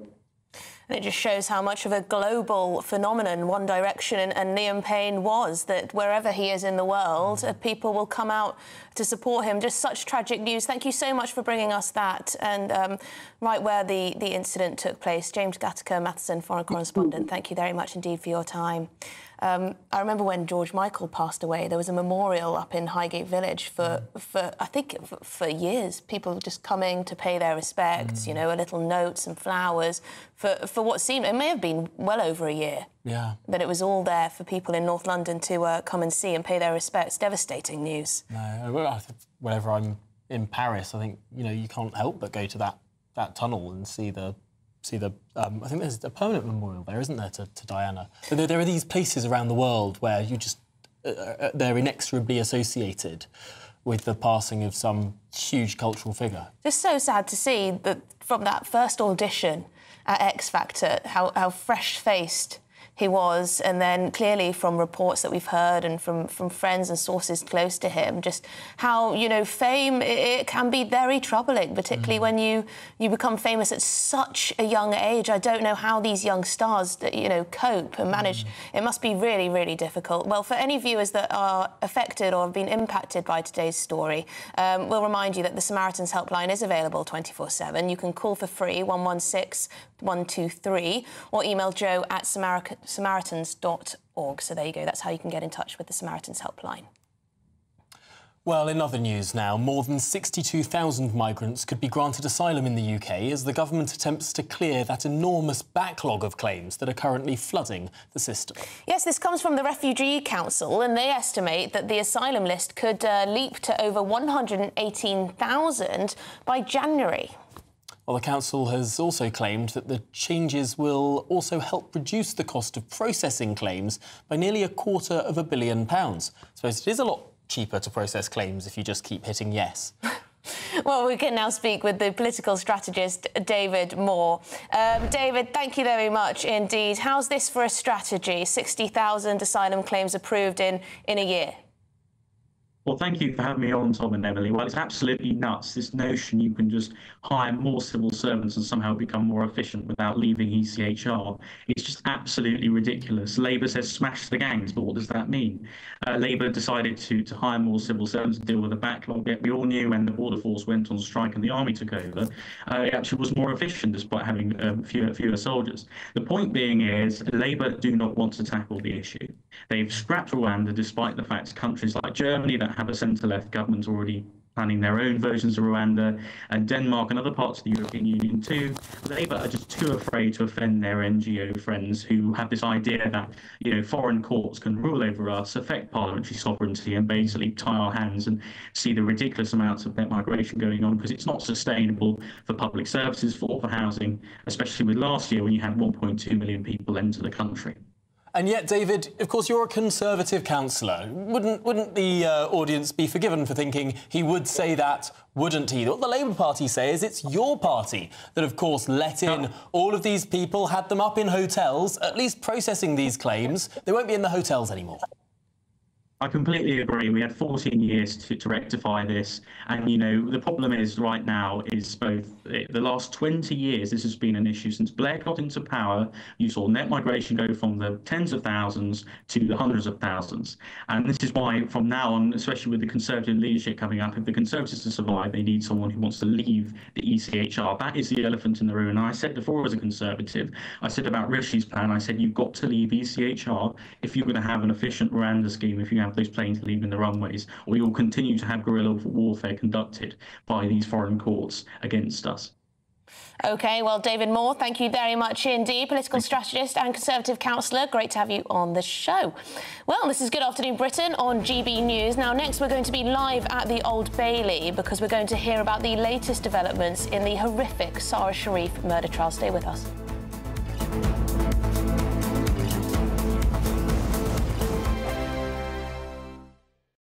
This is GB News. Britain's news channel. Earlier this week, Olympic swimmer Adam Peaty finally proposed to his girlfriend, because I've been waiting for this, the daughter of Gordon Ramsay, with a gorgeous yellow diamond ring. Yeah, so the demand for coloured diamonds in the last 10 years has soared by, guess how much, 77% between 2010 and 2019. Joining us now to tell us more about some of the hottest trends in the diamond world is dealer to the stars, Neil Dutson. Good morning, Neil. Morning, Ben. And I've got one of your exemplary examples. Look at this bad boy. So What's this one? That's a very rare Muso Colombian emerald, and it's alpine green translucent, so it's a really stunning See if colour. we get a close-up. So, yeah, so pretty impressive. Pretty impressive. Can I be very crude and ask how much this is worth? So value is £200,000. How much, sorry? £200,000. Now, the reason is its rarity. It's minor oiling. It's very, very, very pretty. The two diamonds on the side are D-colour, flawless diamonds, just to accentuate the setting.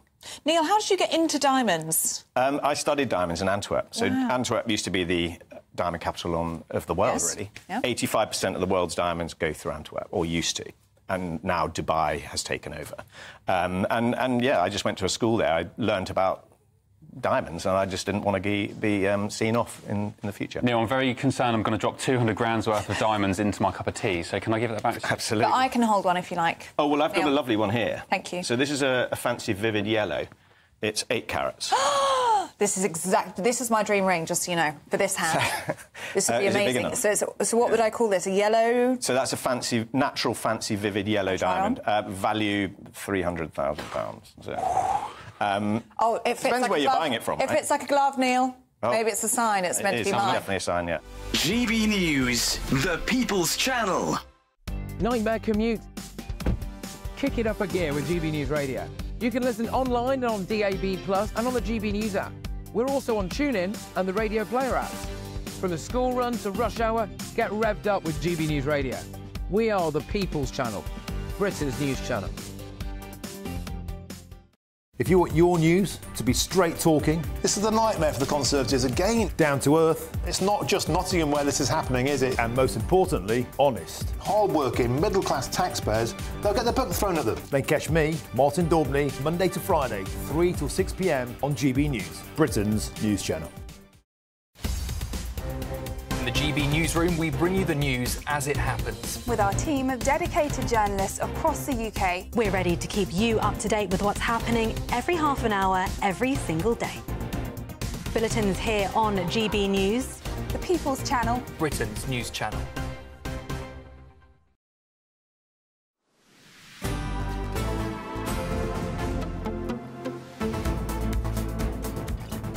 Good afternoon, Britain. It's 24 minutes past 1.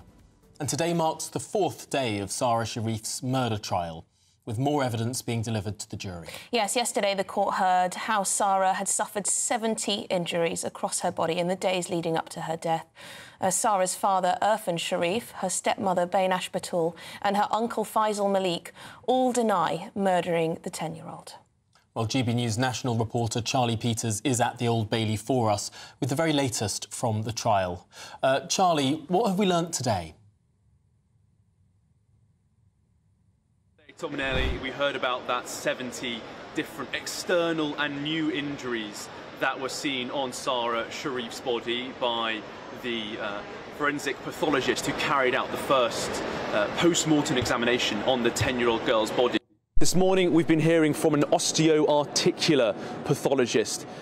Professor Freeman from the University of Manchester has 40 years of giving evidence to trials. He specialises in injuries to the bones and the joints. And he's taken the jury through a couple of scans, x-rays, of injuries to Sarah's left hand. In particular, fractures on her index finger and her little finger, and also the capitate, which is a bone in the wrist. All 3 areas had fractures, and when he looked towards the injury to the capitate, just in this area, just below where the wrist joins to the hand, he said that this fracture is very rare and it does not often occur in isolation. He said it could be achieved by someone falling and putting out an outstretched hand. But another explanation he gave was a direct blow to the wrist. With regards to the injuries to the little finger and the index finger on Sarah's left hand, he said that these injuries were most likely caused by lateral movement, moving this way, possibly stretched by the Vulcan area to Sarah's left hand. He showed small fractures there, and he aged that injury at 12 to 18 days before death. He also pointed to another X-ray scan of the hyoid, which is a small U-shaped bone not connected to any others in the neck. He pointed to fractures here, and he said that the most likely cause of that injury was strangulation. There was also some discussion of another sort of injury that he discovered through his post-mortem examination, which was the gelatinous transformation. GTBM, he said, occurred through 3 different causes: infection, disease, or starvation, in particular the sudden removal of food. He said that he could rule out disease and infection, and that there was a likelihood, although not a certainty, that starvation was the cause. Professor Freeman telling the jury that there was some evidence there pointing towards the sort of feeding that Sarah was having in the days before her death. Further discussions then took place about a wider set of pathology we're expected to hear in the coming days of this trial. We heard that there were 29 different fractures, at least, found scattered around Sarah's body during that post-mortem examination.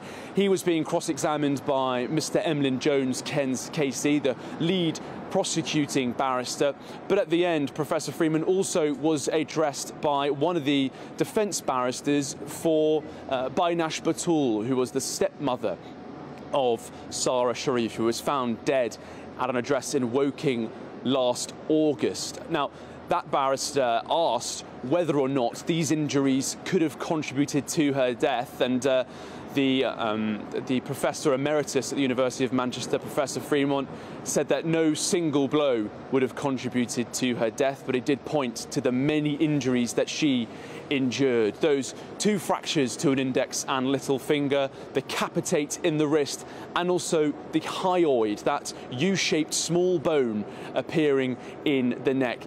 It's crucial, he said, to point out that most of the injuries to the hyoid were not from strangulation from a rope, but manual strangulation in almost all of the cases that he had observed.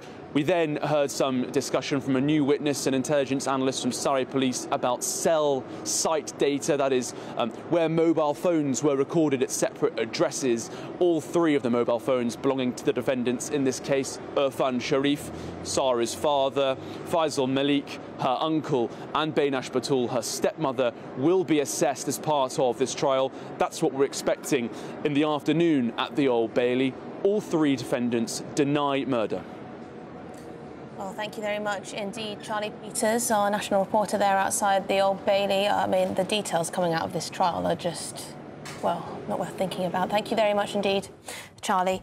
We'll come back to Charlie probably later on in the show to hear more about this trial as we find out more of the, well, horrific, appalling details. So the stepmother, the father and the uncle, all 3 accused of the murder of this very young child. And really harrowing to, in the preceding days, hear that phone call to the police where the father sounds, well, just you hear a quake in the voice where he admits to doing something, but of course he's not claiming murder. Much more to come on this horrific story. This is yeah, it's a heavy one.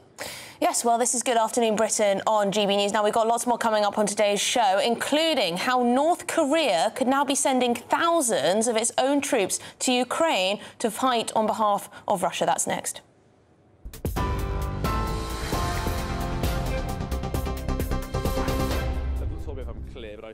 Very good afternoon. It's 31 minutes past 1. The top story this afternoon. Tributes are continuing to pour in for Liam Payne as fans and fellow stars remember the former One Direction singer after his death last night at the age of 31. Payne's career soared during his time in One Direction, but in recent years he spoke openly about struggles with mental health and addiction, admitting to hitting rock bottom. Social media has been flooded with tributes, with many sharing memories of his iconic performances and his personal struggles. You can see some of them there on the screen now. Dermot O'Leary among them, who of course hosted Payne's X Factor debut, calling him humble and said he loved to sing, while fans have also been seen lighting candles outside the hotel. The government is pledging to match the first £10 million in public donations as 15 aid charities launch a humanitarian appeal for the overwhelming need in Gaza, Lebanon and the wider Middle East. The charities make up the Disasters Emergency Committee, which is raising urgent funds for millions in the region requiring food, water, shelter and medical care after fleeing their homes. Development Minister Annalise Dodds says the suffering of civilians there is intolerable and is urging the public to donate. Thousands of UK troops are being put on standby to deploy to Estonia's border with Russia as part of a crucial new agreement signed today by Defence Secretary John Healey. It means the Army's 4th Brigade will remain on high readiness to defend against rising tensions from the ongoing war in Ukraine. Currently, about 1,000 British soldiers are in Estonia, and if called upon, the 4th Brigade could arrive within 10 days, equipped with advanced tanks and missile systems. As NATO ministers are currently gathering in Brussels, the Defence Secretary said that new deal will enhance the group's defences in the face of escalating global threats. Thousands of migrants could be granted asylum in the UK as the government pushes to clear a huge backlog of applications. The Refugee Council estimates the number of pending asylum claims could reach almost 120,000 by January, following Labour's decision to scrap the Conservatives' Rwanda plan. New analysis suggests that processing the backlog could see over 62,000 more people recognised as refugees in the UK. It comes as Downing Street says it is committed to ending the use of asylum hotels, despite reports that the Home Office may reopen some that were previously closed. And finally, Kemi Badenoch says her bid for Conservative leadership is a grassroots campaign taking aim at her rival Robert Jenrick's more media-focused approach in recent weeks. Well, as the two contenders compete to replace Rishi Sunak, the Shadow Housing Secretary, says the Tories need to regain voters they lost in the general election. Meanwhile, Robert Jenrick's outlined his vision for a smaller state and lower taxes, and also argued that returning the spend on benefits to pre-pandemic levels could help a tax cut. Well, from 7 p.m. tonight here on GB News, they will be making their pitches to Tory members in a special programme moderated by our political editor, Christopher Hope. Those are the latest headlines for now. A full roundup coming up at 2 o'clock. Now, though, it's back to Tom and Emily. For the very latest GB News direct to your smartphone, sign up to News Alerts by scanning the QR code or go to gbnews.com/alerts.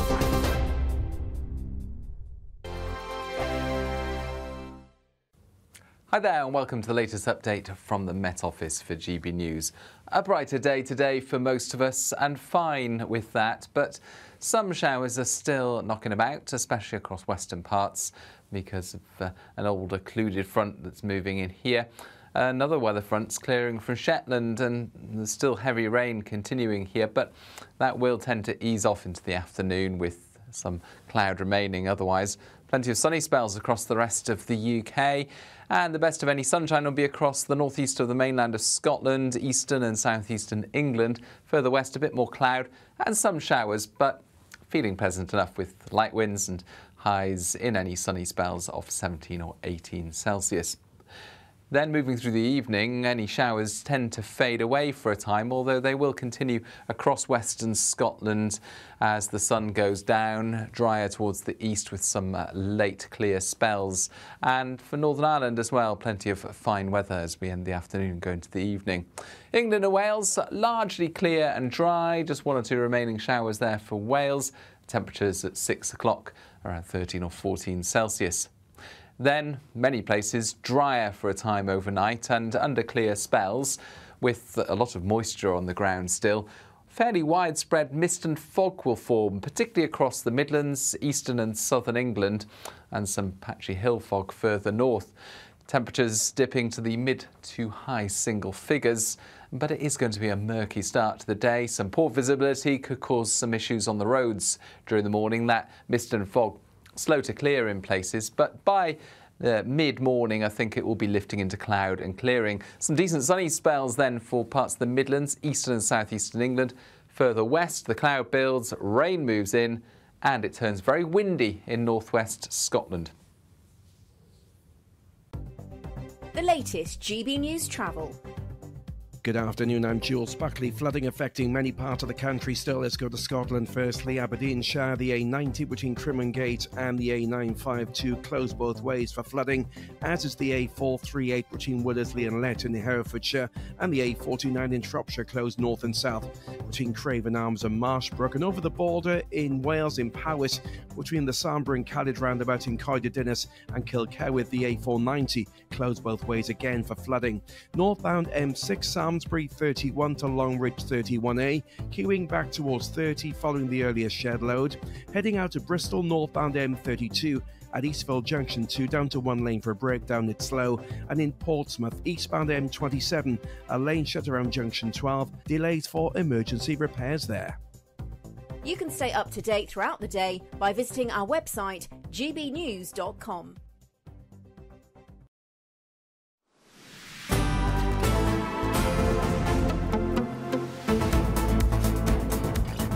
Good afternoon, Britain. It's 37 minutes past 1. Now, could we see North Korean troops joining Russia's war in Ukraine on Ukrainian soil? Well, Russia's army are forming a unit of 3,000 North Korean troops, dubbed the world's worst soldiers, according to Ukrainian military source. OK, so these North Korean troops are dubbed the worst soldiers in the world by the Ukrainians. According to the Ukrainians, they would say that, wouldn't they? Whilst it's not fully confirmed what roles these soldiers will take in the war, are the ties between Russia and North Korea a worrying sight? Does this tie in together this axis? Russia, China, North Korea, Iran. Well, let's speak to our security editor, Mark White, who's in the studio for us. Mark, this appears to be rather an alarming development. Yeah, and it's developed really within the last hour with the Ukrainian president not talking about 3,000 North Korean troops preparing to join the war in Ukraine on behalf of Russia, but actually more than 3 times that number, 10,000 troops, according, he said, to Ukrainian intelligence, are preparing to enter the war. And in fact, he has told leaders of NATO and the European Union, because he is in Brussels at the moment for a meeting with European leaders and NATO leaders. He has told them that intelligence sources are telling him that some North Korean troops are currently on the ground in occupied parts of Ukraine. Now, we believe that they're probably there as specialists to work some of the weapons systems that they have supplied to Russia. We know that Ukraine, North Korea, I should say, have supplied quite a number of munitions and missile systems and drone systems to Russia over the last couple of years. But now it seems, according to President Zelensky, that we could be seeing North Korean boots on the ground in terms of troops in a very significant way in fighting in the war. Mark, have we seen North Korean boots on the ground outside of the Korean peninsula in any war in living memory? No, we haven't. I mean, but I don't think we should be necessarily glib and dismiss the North Koreans as the worst fighting force from wherever. Remember, it was the North Koreans who fought the US to a standstill in the Korean War. You know, I think would be a formidable force, whoever they came up against. And in Ukraine, adding extra sort of manpower numbers there in that very attritional war that's taking place, then it's clearly a worry. And it's a worry because, as far as NATO is concerned, we have supplied NATO countries, Ukraine, with very significant amounts of munitions, missile systems, drone systems. Now, of course, aircraft and tanks and artillery. But we have not gone as far as to allow NATO troops on the ground, boots on the ground in that sense. And one of the reasons is that Russia would see this as a massive escalation. They would say that it's tantamount to, a war with NATO. But now, if this is true, and we should say Russia are dismissing it as fake news, they would, wouldn't they? But if it's true, if we do see in numbers North Korean troops on the ground in Ukraine, then really, all bets are off as to what NATO might decide is an appropriate response. OK, well, we're going to bring in a reporter at The Sun, Joe Haddon. Joe, thank you very much indeed. I'm asking you, what's in this for North Korea, then? What's in this for North Korea to provide so many troops? It's a good question. Like with a lot of things in the world, I think a lot of it comes down to money, really. The North Korean economy isn't, let's put it bluntly, it's in the doldrums right now. It's not been in a good way ever since the COVID pandemic. The border between China and North Korea, which was their main trading partner, was effectively shut off, and it's basically not really recovered from that ever since. As Mark put it as well, these two countries, they keep their cards quite close to their chest. So how much money is actually involved in this, we don't know. But obviously we do know that North Korea and Russia, they did sign this agreement. I think they called it a mutual aid agreement. And that involved sending artillery at first. And obviously there was a lot of money involved in that. And now with troops coming in as well, you would expect that there's some more money going into the coffers of Pyongyang, you would imagine. And Joe, one thing we know about North Korea is just how close to the Chinese they are. They wouldn't really be a viable state if they didn't have the backing of the Chinese Communist Party. That's been their great sponsor throughout, well, since the Korean War. I wonder, what does this say about China's role in the war? Would they really be doing this without China's say-so? It's hard to know. Obviously, as I said again, Russia, China and North Korea, all three of them, they really do keep their cards close to their chest with these kind of things. So it's difficult to know exactly what the communications are between, say, Beijing and Pyongyang. I would certainly think that, if you look at how this has been reported in the Ukrainian media, they will certainly point to this and say, look, this is an example of the escalation of this war. This is getting bigger. And they will say to the West, to the United States and to the UK, look, if North Korea are becoming involved in this war, this could be a sign that China could eventually become involved as well, and that's more reason for more Western support for the Ukrainian forces. OK, well, thank you very much indeed, Joe Haddon. You're from The Sun. Mark, just to finish on this, how are the Russian troops doing? How is the Russian army doing? Are their numbers dwindling to such an extent that they need these 10,000 troops in North Korea? Well, according to British intelligence, military intelligence and other intelligence assessments, last month, September, was the bloodiest month so far for Russia in this war. Since the start of the war, just over 2.5 years ago, 115,000 Russian troops are believed to have been killed and 500,000 have been wounded. There are big problems, it seems, for Vladimir Putin in trying to deploy, to mobilise even more of his citizens to go to the front line, understandably. Taking in North Korea to go on to, if not the front line, but maybe some of the sort of the bases further back. Maybe it's been spoken about in the Russian Kursk region, where, of course, Ukraine has currently launched an incursion into that region at the moment. That it would still be, as I say, very significant. And President Zelensky, we should say, is in Brussels at the moment presenting his victory plan, his blueprint for how he would win the war. And what he wants is that agreement, again, by NATO leaders to allow them to join NATO. They've been very reluctant to do that so far. But this news may focus minds, right? Well, it might well do, yeah. Well, one of the other things they want, a big request that they want, is for NATO to agree to allow those longer-range weapon systems to be used against targets inside Russia, which so far that has been denied to Ukraine to be able to do that. Fascinating one to watch. Mark White, our security editor, thank you so much for that update. Well, we've got some breaking news just coming into us in the last few minutes. Now, the One Direction star Liam Payne's family has now released a statement through a spokeswoman saying they're heartbroken. It goes on to say, Liam will forever live in our hearts and we'll remember him for his kind, funny and brave soul.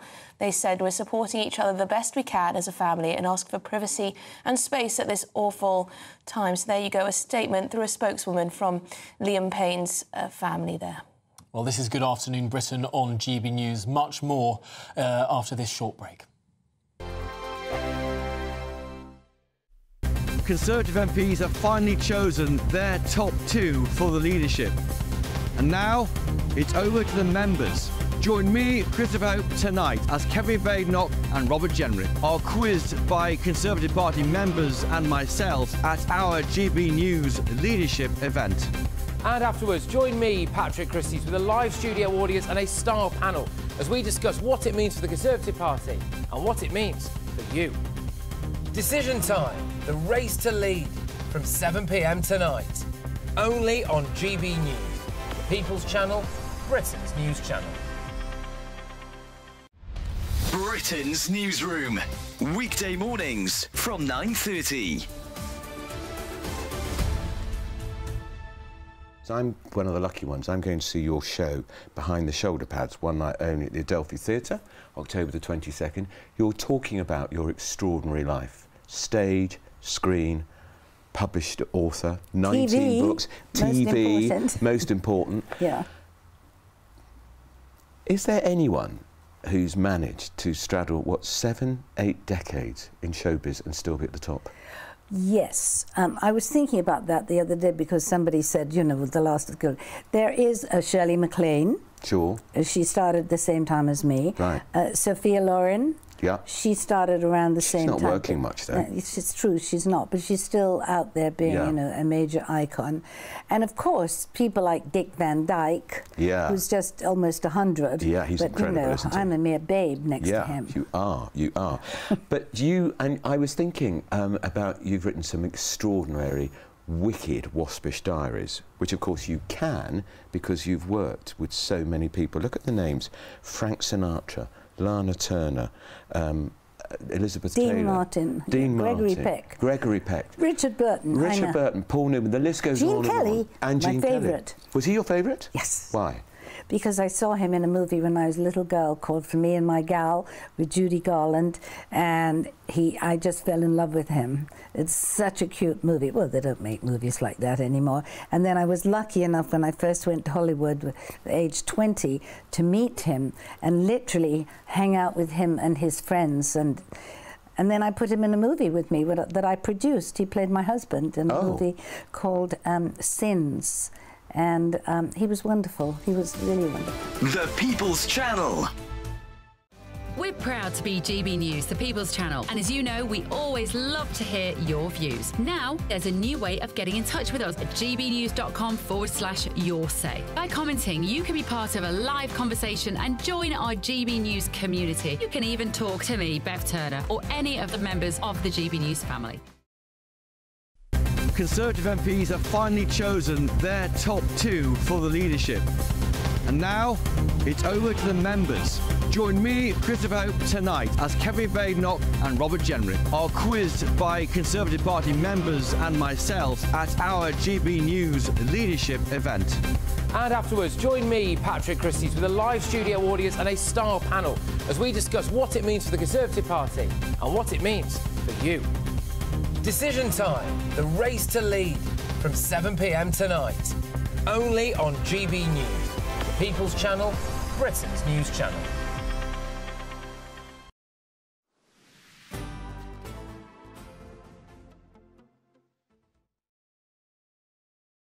Good afternoon, Britain. It is now 10 minutes to 2 o'clock, and the King and Queen depart the United Kingdom today as they head down under for their first Australian tour as monarchs.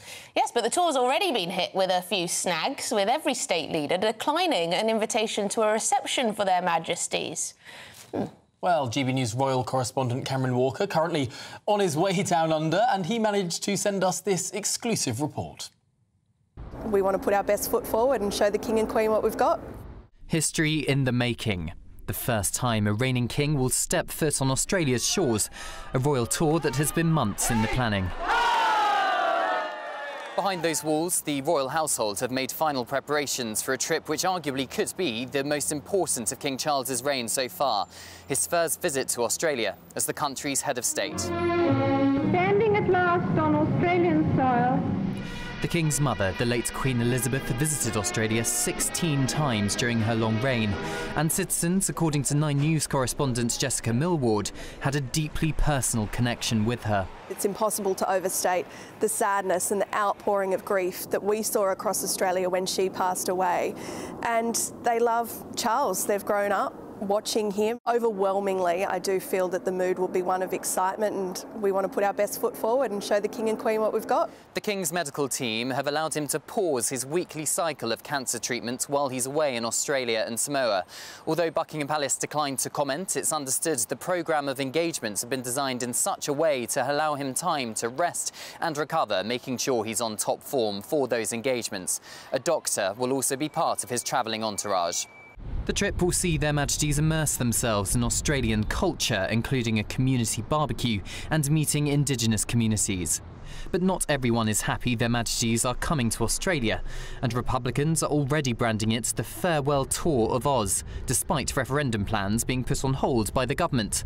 But Nathan Hansford from the Australian Republic movement believes King Charles will be removed sooner rather than later. We've always known that there was no referendum planned on the Australian Republic in this term of government, but we're most hopeful that we can get that back on the table in front of the government for them to think about it, at least in the next term of government or the one after that.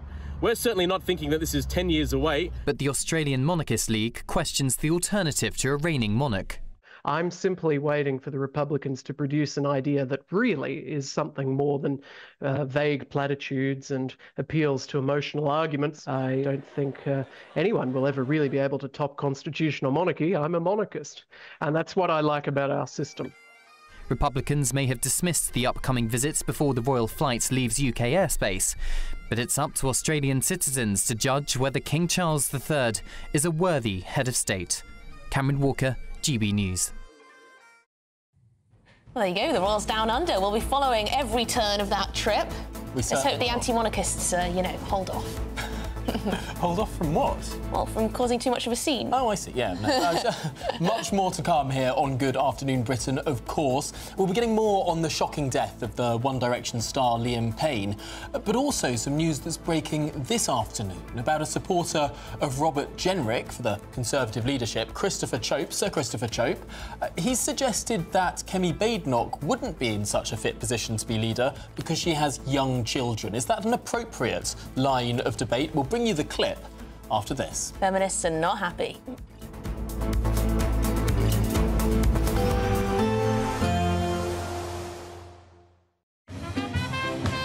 There will be a light breeze in the morning, leading to a warm front.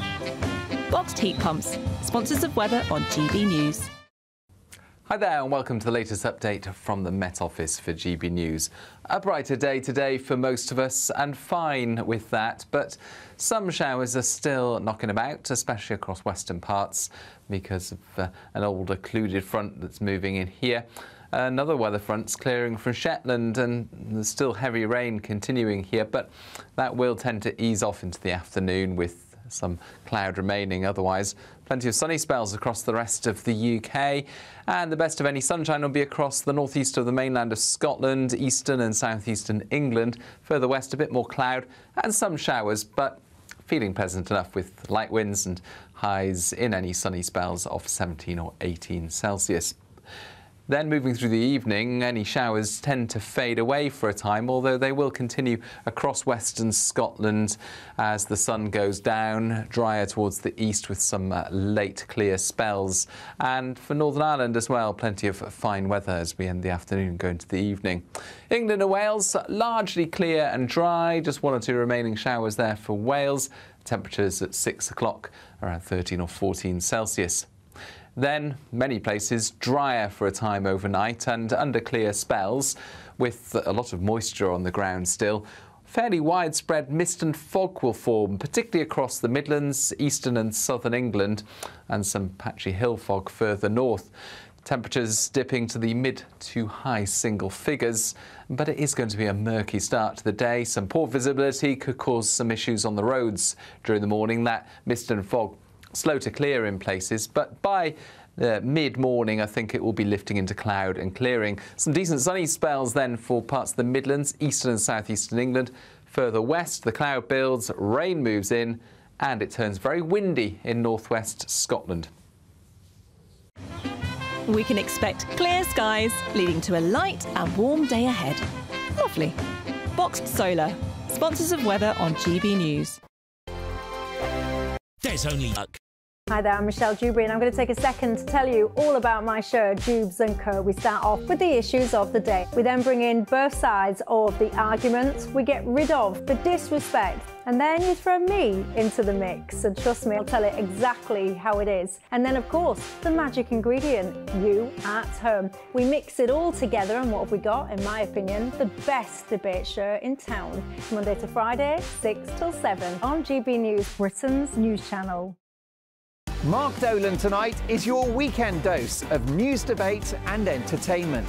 This sounds like a wild conspiracy theory. Don't miss My Big Opinion. Mark meets and My Take at 10. Democracy is a funny old thing. And we don't do boring, not on my watch.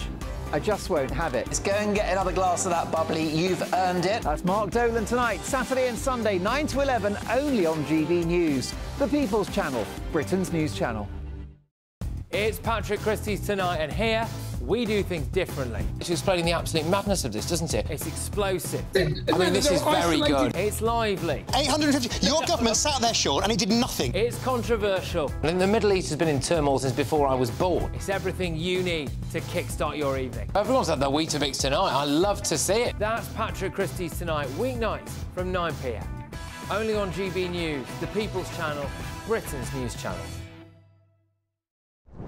I'm Christopher Hope. And I'm Gloria Di Piero, bringing you PMQ's live here on GB News. Whenever Parliament is in session on a Wednesday at midday, we'll bring you live coverage of Prime Minister's questions. We'll be asking our viewers and listeners to submit the questions that they would like to put to the Prime Minister, and we'll put that to our panel of top politicians in our Westminster studio. That's PMQ's live here on GB News, Britain's news channel.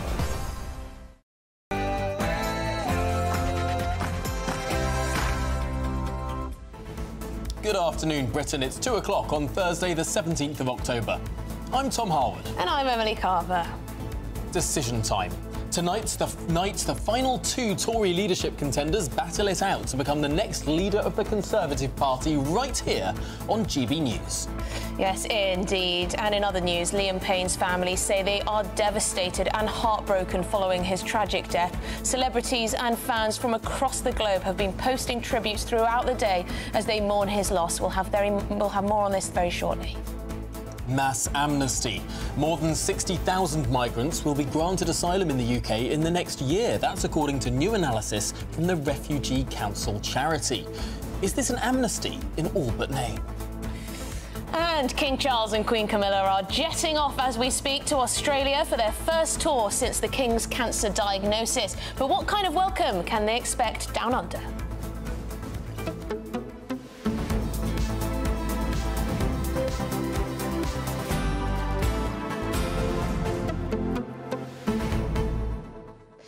Yes, well, everyone's gearing up. Our political team are gearing up for this evening. It's going to be a head-to-head, a battle, a leadership event tonight with members from the Conservative Party. Who will they choose? Indeed, and it's less than 5 hours to go now. You'll see throughout our programme a decision time ticking clock. I was about to say ticking tock, but that's not what it is at all. Ticking tock? I'm sure we will be posting clips to TikTok. But yes, the leadership event that you will not want to miss. Tonight, 7 p.m, hosted by our very own Christopher Hope. It's going to be interesting. I think for the first time we might see some of these candidates put under pressure. Yes, it'll be nice to know more about them as individuals, but also what are their plans? How are they going to turn around the misfortune of the Conservative Party over the last couple of years? What are they going to do differently that their predecessors got wrong got right? What do they think about each other? And as Choppo has been telling us in this programme, the ballot papers are landing over the next couple of days. So this could be the crucial moment in the race. Will one of them make some big slip-up? Or indeed, will this be the proper stress testing that, frankly, some of these previous Conservative leadership elections have lacked? Well, it's in 4 hours, 57 minutes and 32 seconds and counting. There's the TikTok. But gbnews.com/your say. Please do get in touch. But it's your news headlines with Sam Francis.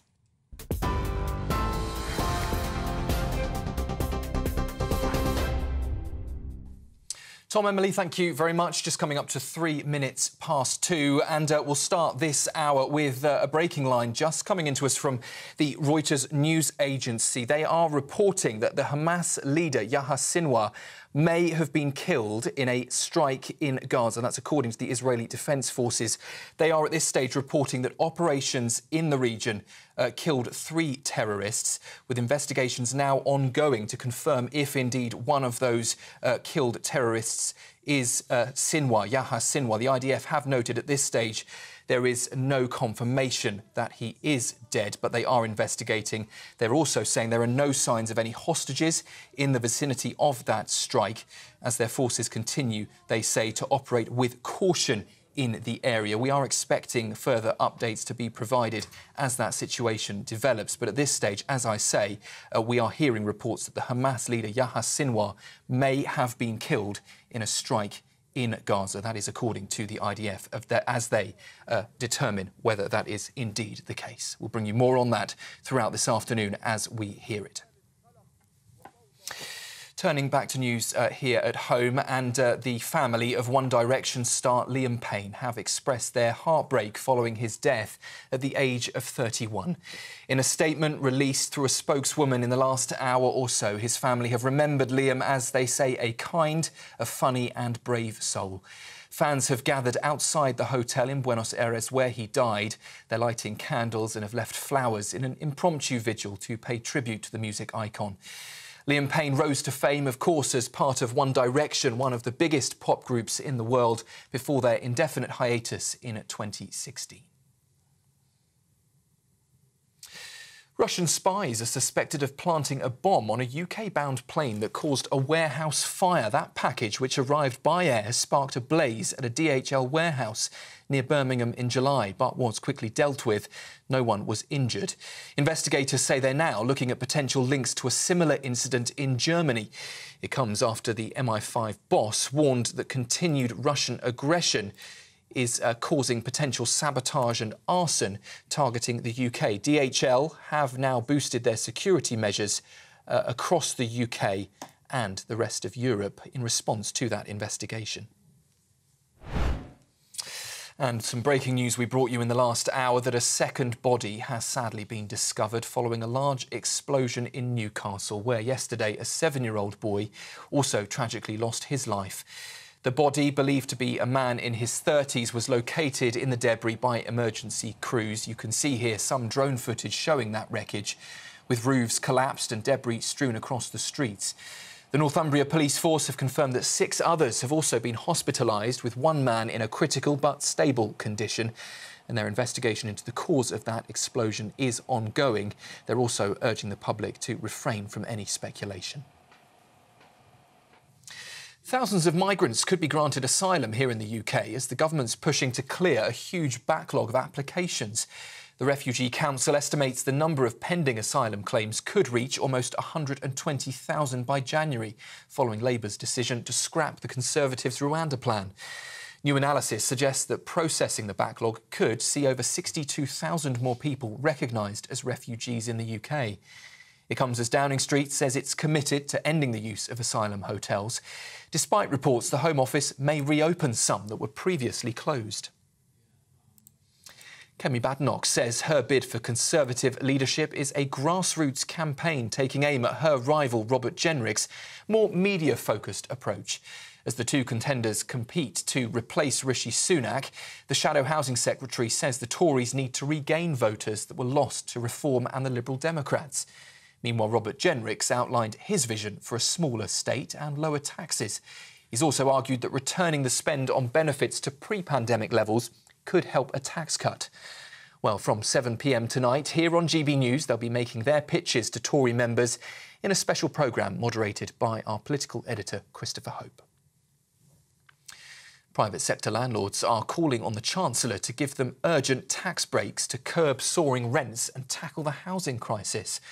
In a letter to Rachel Reeves, industry leaders highlighted the uncertainty they face as sectors' rents averages have hit a record high, with 18% of homes for sale previously rented out. They're warning that rental taxation is driving landlords to exit the market, undermining the very housing supply needed to help tenants. Well, it comes as the Chancellor is looking to raise £40 billion through tax hikes and spending cuts in the upcoming budget. And finally, a new report claims that the World Bank has lost track of billions in climate finance. Oxfam says $41 billion, that's nearly 40% of all spending from 2017 to 2013, is unaccounted for in the bank's records. The report also suggests there's no public trace of how or if any money was actually spent on climate projects. The World Bank has yet to comment on Oxfam's findings.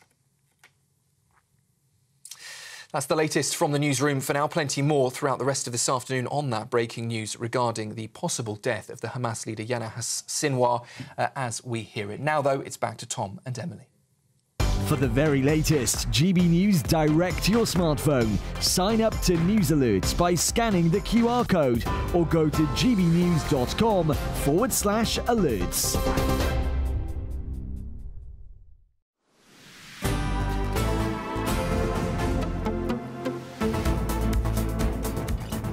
Good afternoon, Britain. It is 8 minutes past 2 and tonight is the night. Yes, Robert Jenrick and Kemi Badenoch are set to face off in their first televised Tory leadership event. Our very own political editor, Christopher Hope, will be putting your questions to the candidates. You can watch this exclusive event tonight at 7 o'clock, only here on GB News. Yeah, so do get your questions in. Christopher will be looking through all of them, deciding which ones are the best. But our political correspondent, Catherine Forster, is with us in the studio now. This could be the only televised leadership event ahead of the vote. What might we see? What might we expect? I think it is likely to be the only one, and it is a big moment. I know this leadership campaign has been going on for months, but now it is up to the members to choose from the final two, Robert Jenrick and Kemi Badenoch. And at the moment, although the polls of members suggest that she's slightly ahead, it's only slightly. And Robert Jenrick is putting everything into trying to close that gap. I don't think we've got any idea, really, who is going to be leader of the opposition come November the 2nd. So this is a big moment. And tonight, what we will see is our political editor, Christopher Hope, field first questions from the studio audience to Kemi Badenoch and Robert Jenrick, or the other way round. It'll be who goes first will be decided with a toss of the coin. Excellent. So first, questions from Conservative members in the audience, and then questions sent in by GB News viewers, which Chris Hope will then ask on their behalf. So I think hopefully we will get a clearer idea about certain things. Robert Jenrick has been saying lots of things, talking to anybody who wants to talk to him, lots of announcements on policy, leaving the ECHR, 2p off income tax, and so on and so forth. Kemi Badenoch, much more elusive on policy, talking about first principles, getting back to what it is to be a Conservative. But her supporters believe that she is authentically herself. Some people think that Robert Jenrick may be positioning himself to be what he thinks Tory members want, and that Kemi Badenoch has got star power. Of course, the flip side of that is that when she talks, you listen, but sometimes she says things that can really upset people. Although both sides have come under criticism for upsetting comments. Sir Christopher Chope is a supporter of Robert Jenrick. He appeared on an ITV programme today. This is blown up online in the last hour or so. Let's listen to this clip. leads the opposition has got an immense amount of time and energy. Sorry, Christopher, can I just clarify that? You're saying that a woman shouldn't be standing to be leader of a political party because she's got young kids? I'm not saying that at all. I was one of Margaret Thatcher's strongest and staunchest supporters. What's giving you that concern, though, Sir Christopher? What gives me the concern is because I understand from talking to colleagues that Kemi spends a lot of time with her family, which I don't resent at all. But the consequence of it is that you can't spend all your time with your family as at the same time. OK, well, yes, so Christopher Chope, they're saying, I think she's preoccupied with her own children, quite understandably. I think Robert's children are a bit older, and I think it's important that whoever leads has got an immense amount of time and energy. So lots of backlash to that, Catherine, that he's suggesting that because Kemi has young children, that perhaps she hasn't got what it takes to be the leader of the opposition. Yeah, saying that she's preoccupied with her children. Worth saying Christopher Chope has got form on this sort of thing. It's a few years ago that he deliberately delayed the passage of the upskirting bill. There was outrage from a lot of women, particularly, about that. But first of all, I just simply don't think that the comment would be made if Kemi Badenoch was a man. Well, it simply wouldn't be, because Westminster is full of politicians who have children, and it is not an issue with those that are fathers. There has been quite a swift response from some people. One of the more notable, Labour MP Dawn Butler, has compared Christopher Chope's comments with the sort of misogynistic thing that you might expect to hear from Andrew Tate. What I would say is I think it'd be really, really interesting.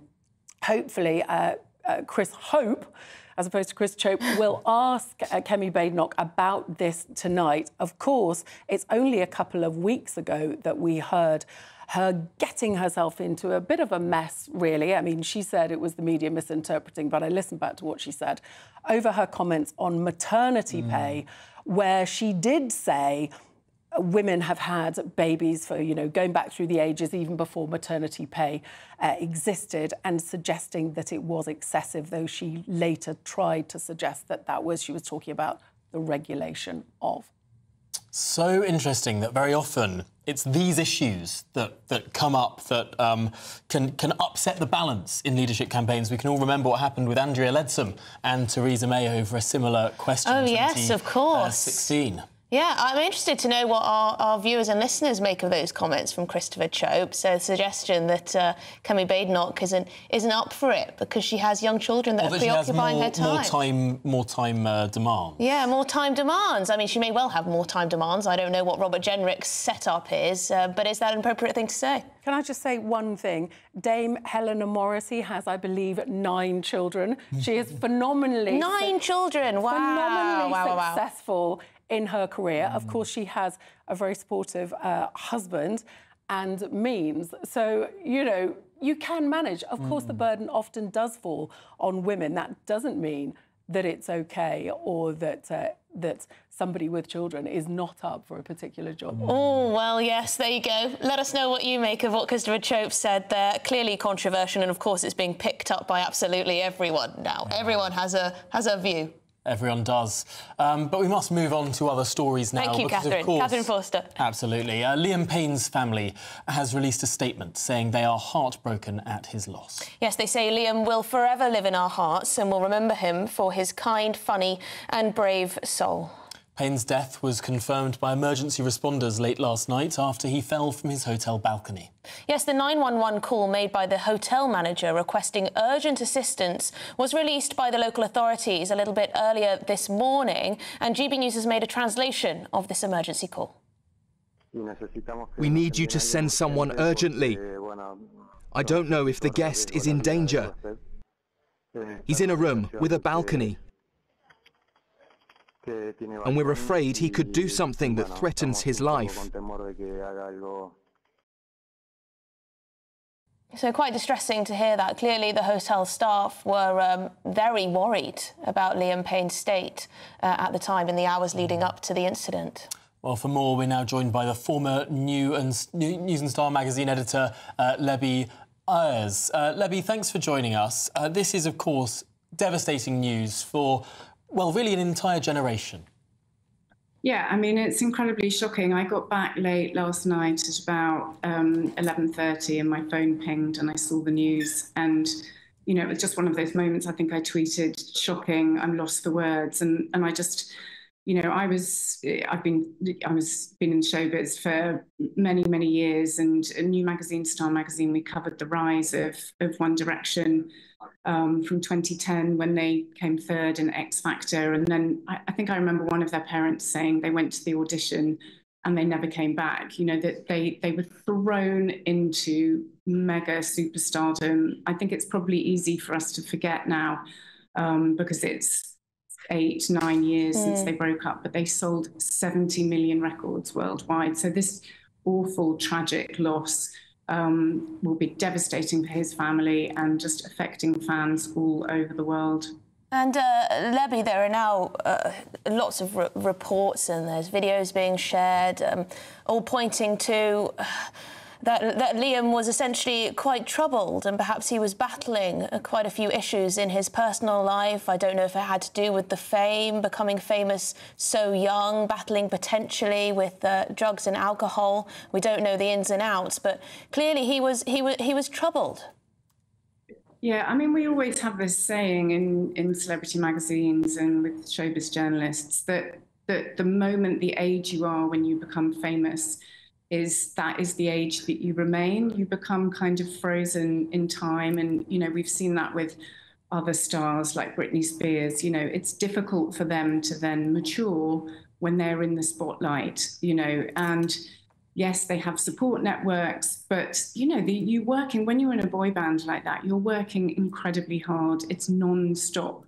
And, you know, it's undeniable that in some cases, and, you know, we've seen it in, you know, it's music industry. You're around people who've got substances, you're around alcohol non-stop. And then suddenly you've got enormous amounts of money coming in, you know, and that is going to lead into temptation. And if the rumours are true, you know, and I know that we've seen photos coming out today that are allegedly from his apartment, you know, they're not verifiable yet, but, you know, it's tragic that we've lost yet another celebrity in a hotel room, possibly, you know, from drinking too much alcohol and possibly from drug use. Thank you very much indeed, Lebby Ayres, from the New and Star magazine editor, former editor. Thank you very much indeed. It takes me back to when found out that Amy Winehouse had passed away. Yeah. And it turned out that was due to alcoholism or over-drinking at that point after she'd battled with drug and alcohol addiction. So terribly sad at such a young age. She's just 27. Yeah, just 27, wow. Yeah. Goodness me. Well, for any viewers that have been affected by today's story, the Samaritans helpline is available 24/7. You can call for free, 116 123, or you can email joe@samaritans.org if you've been affected by such themes. Well, let's move on now, because more than 62,000 migrants could be granted asylum in the UK as the government attempts to clear the huge backlog of claims that are currently flooding the system. Yes, so this comes from the Refugee Council, and they estimate the asylum list could leap over 118,000 by this January. Well, let's speak now with the former Immigration Minister, Tom Pursglove. Tom, thanks for coming into the studio. This is a big concern for a lot of people, but frankly, there are over 100,000 people whose claims have not been processed. It's inevitable that processing these will deliver a large number of asylum claims. Well, this would be a staggeringly bad political choice for the government to make, to grant an amnesty, and there's no basis for it, because under the last government we passed through the Nationality and Borders Act, the new two-stage test, which provides a much more thorough and robust examination of cases and was leading to increasingly large refusal rates. I think that is much more in line with where the public expect us to be on this. We need to deter people from making these terrible crossings. To simply say we're going to grant an amnesty to people, I think, would have catastrophic consequences and just drive more people crossing the Channel, elevated numbers of arrivals, but also all the terrible deaths that we've seen on the back of that. What I can't get my head around is that the previous government put into law that if you arrive in this country by illegal means, so in a dinghy across the Channel, you have no right to claim asylum. Now we're hearing, have there been legal changes that now mean that those people can claim asylum and have it approved in this country? There's a bit of a confusion over what the actual status of these people should be under the current law. Well, one of the very interesting changes we've seen, actually, since this new government came to power was the change of terminology from illegal migration to irregular migration. I consider people arriving by a small boat to be illegal migration. I think most of your viewers would think that well, under the Nationality and Borders Act, which has not been repealed. Well, exactly. That's why there's such a confusion. But I think the question here is whether government would perhaps consider dispensing with the way in which they go about processing cases and the consideration in favour of having an amnesty. Again, I think that would be a terrible thing to do. I think when you consider the optics of moving away from the Bibi Stockholm and some of the large sites, these are all pull factors, and I think if you suddenly grant 62,000 people asylum, that sends a terrible message to people who are thinking about giving evil criminal gangs their money, crossing the Channel, arriving in the UK, because there's an expectation. These people are here already. We know that it's nigh on impossible to send these people back to some of the countries from which they came. It's why your government was looking into a safe third country option, where you could send people to. Of course, Rwanda never got off the ground. Isn't it just realpolitik that some of these people will not be able to be deported? I think you're absolutely right to point out that there are certain nationalities where it is impossible for you to be able to facilitate a return. So when you think about Sudan, when you think about Eritrea, when you think about Afghanistan, so effectively, without a credible third country to relocate people to, which the Rwanda policy offered, you've got nowhere to send those people. So I've been interested to hear the kind of mutterings in the media about the government looking at an arrangement with Albania. But the truth is the Albanian government, even if they processed claims there, they are not going to keep hold of everybody who is refused asylum in the United Kingdom. So, you know, I've made this point before and I'll make it again.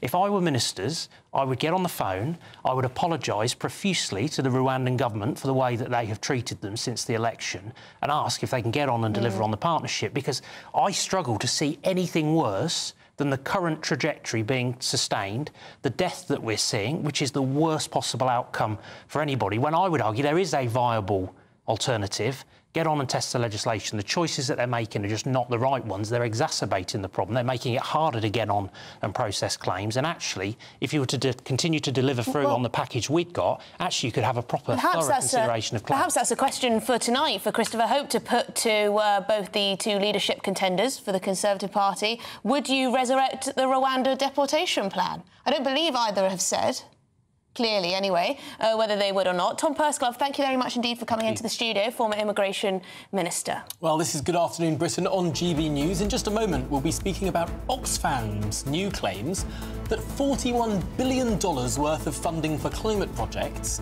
is currently unaccounted for. Where on earth has this vast amount of money ended up?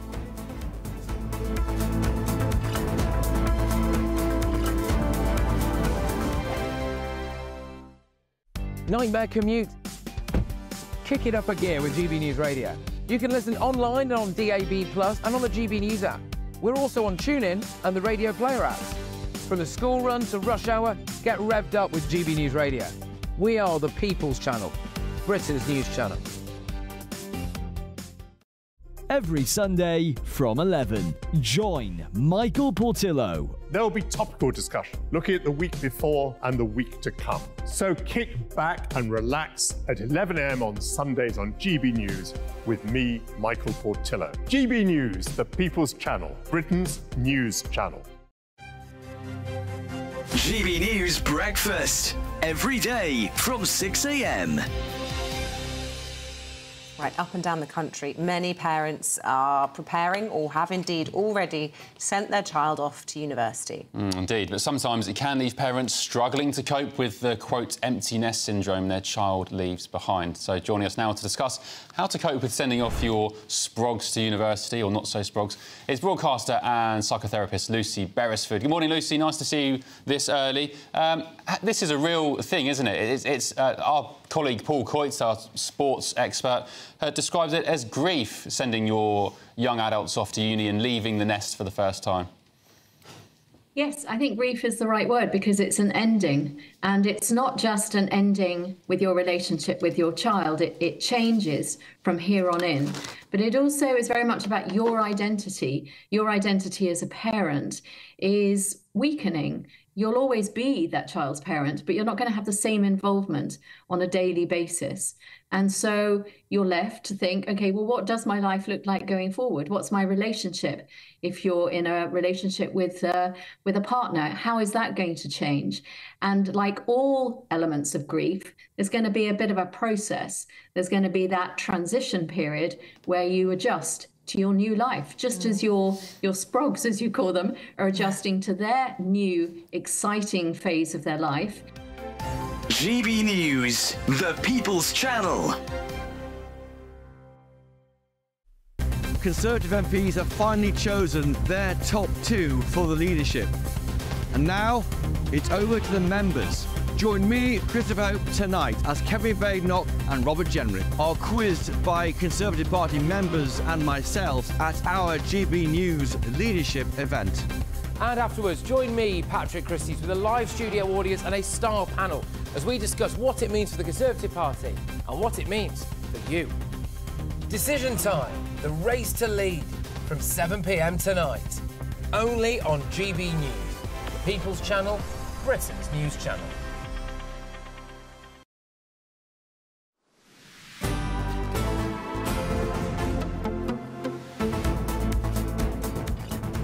Good afternoon, Britain. It's 28 minutes past 2. Now, a new report claims that the World Bank has lost track of billions of dollars in climate finance. Yes, Oxfam, the charity, claims that nearly 40% of all climate funds, totalling up to $41 billion, is now completely unaccounted for. Well, the report also shows that there's no clear record showing where this money went, or indeed how it was used.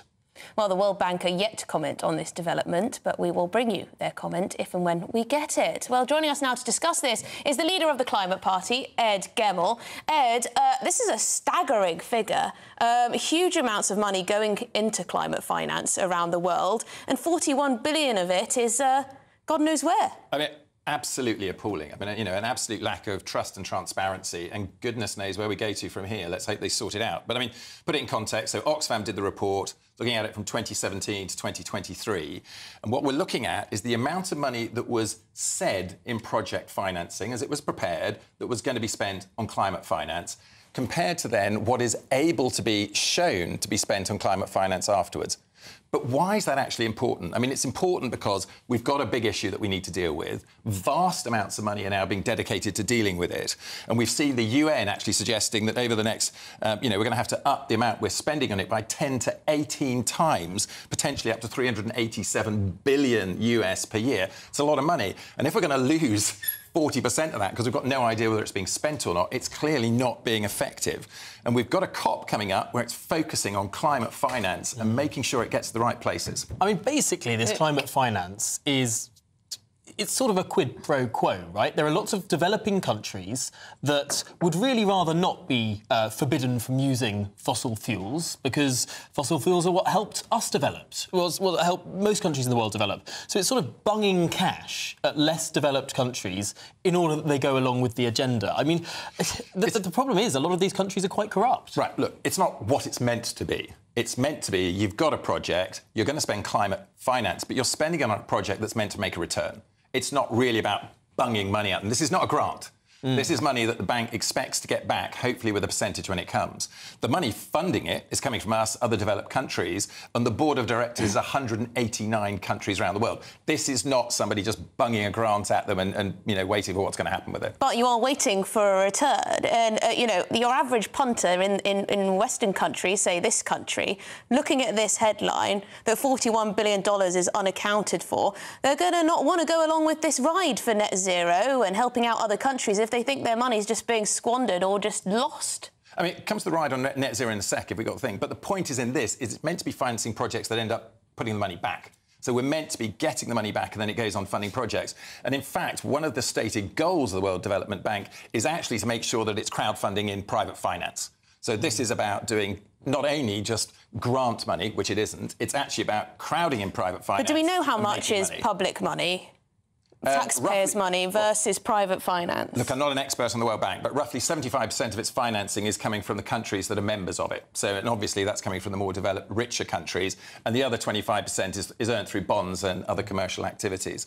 But let's just come on to this other issue of the net zero issue. From our point of view, it's a vast money-making opportunity for Britain. We are well placed, both with the city, our technological advantages, and our positioning in terms of our economy, being one of the 6th largest economies of the world. We should be leading this. People should not be holding us back. There are 2 big things that are happening in the world. AI, OK, and getting to net zero, with 93% now of world economies dedicated at getting there. This is an opportunity that Britain should be grabbing, moving forward and making money out of it. If we're making more money, we could also then contribute more to things like the World Bank, which are meant to be commercial. Hang on, as well. in that case, should we just sidestep the World Bank system where they seem to lose tens of billions of dollars, and instead, why isn't it just a British hydroelectric dam that we create in an African country, or is that seen as too colonialist? It sounds a bit, doesn't it? I have to say, I think at the moment what we're talking about is if this can't be tracked, if we don't know where it's going, I think you're probably on a right track, and we should start targeting that money at things where we really think it's going to make a difference, and particularly things that are linking to that commercial opportunity in all these countries for the people there, as well as for Britain. But at the moment, it's not being tracked. So this report is about we don't know where it's going. So we don't know what's being spent, and there's a big hole that needs to be sorted out. We need to find out the statistics. And then the recommendations of Oxfam to make sure it doesn't happen again is more detail when you're financing a project in the first place, so we know exactly what the money is being spent on. More detail when you've finished it. You'd think they were doing this already, so we know exactly what it was spent on, and then a publicly searchable database so that we can go and see what happened with it. I mean, is it in their interest to be vague, maybe, about where exactly the money's going to and how much it's bringing back? Are these investment projects actually not bringing a return? Is that the issue here? I mean, I'm sure that just like every bank, some loans don't come in. That's absolutely normal. I mean, the board, remember, is us. So the board is all those member countries that are on it. So we make our own decisions when we turn up to that general meeting, we appoint our executives and we do the direction of the bank. Well, let's hope we can get to the bottom of it soon. Ed Gemmell, leader of the Climate Party, thanks so much for joining us. Yes, up next, Kamala Harris stumbles in the US presidential race after what some are saying was a disastrous Fox News interview. Can Donald Trump capitalise on this?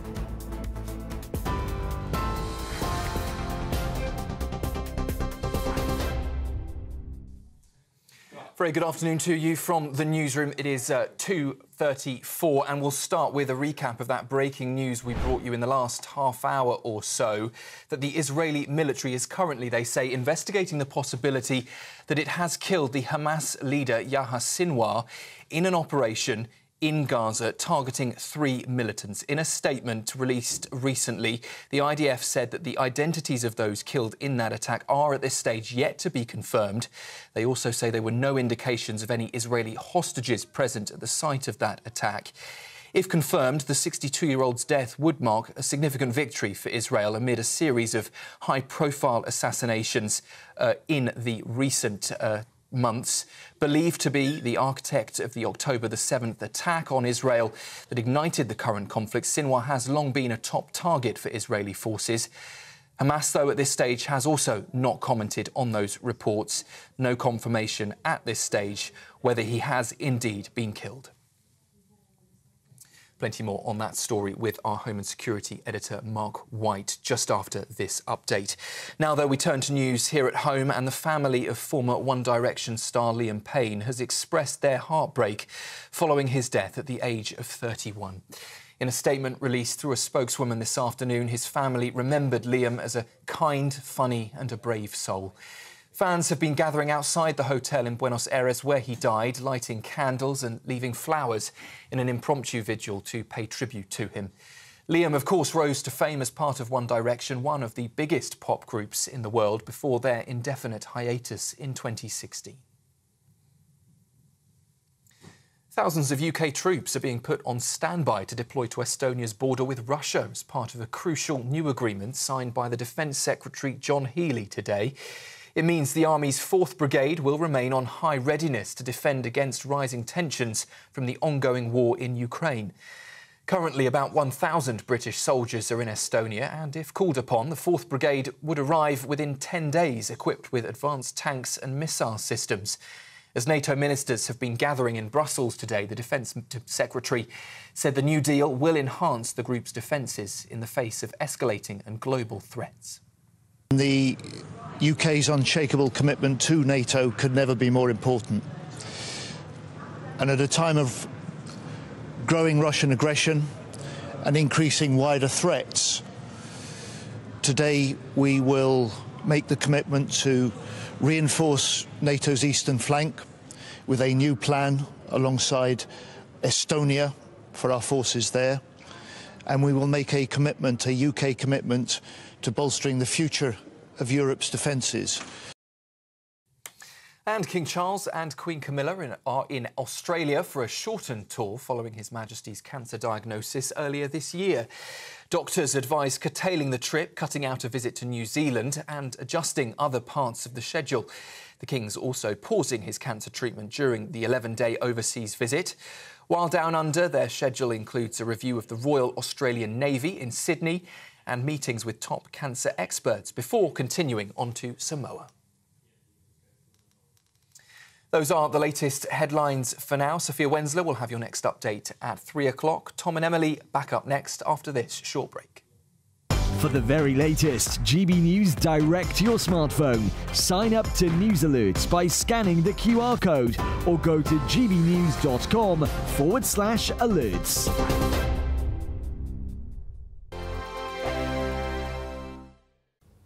Hi there and welcome to the latest update from the Met Office for GB News. A brighter day today for most of us and fine with that, but some showers are still knocking about, especially across western parts because of an old occluded front that's moving in here. Another weather front's clearing from Shetland and there's still heavy rain continuing here, but that will tend to ease off into the afternoon with some cloud remaining otherwise. Plenty of sunny spells across the rest of the UK. And the best of any sunshine will be across the northeast of the mainland of Scotland, eastern and southeastern England. Further west, a bit more cloud and some showers, but feeling pleasant enough with light winds and highs in any sunny spells of 17 or 18 Celsius. Then moving through the evening, any showers tend to fade away for a time, although they will continue across western Scotland as the sun goes down, drier towards the east with some late clear spells. And for Northern Ireland as well, plenty of fine weather as we end the afternoon and go into the evening. England and Wales, largely clear and dry, just 1 or 2 remaining showers there for Wales. Temperatures at 6 o'clock, around 13 or 14 Celsius. Then, many places drier for a time overnight and under clear spells, with a lot of moisture on the ground still. Fairly widespread mist and fog will form, particularly across the Midlands, eastern and southern England, and some patchy hill fog further north.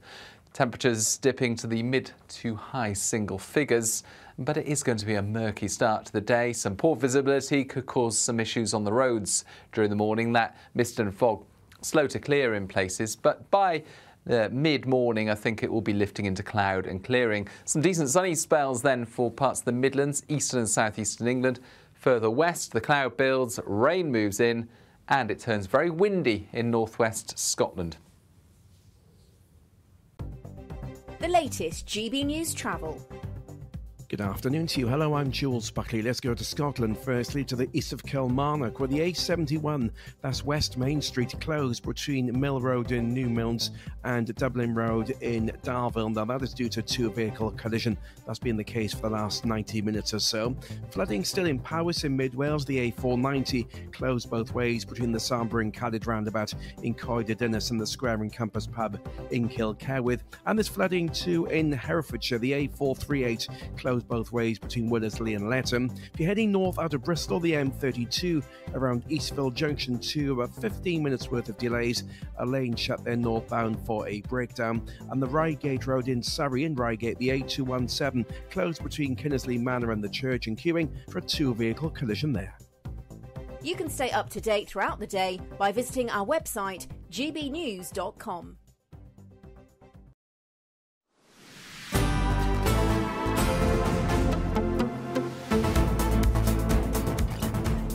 Good afternoon, Britain. It is now 19 minutes to 3. Or 41 minutes past 2. Either one, pick your poison.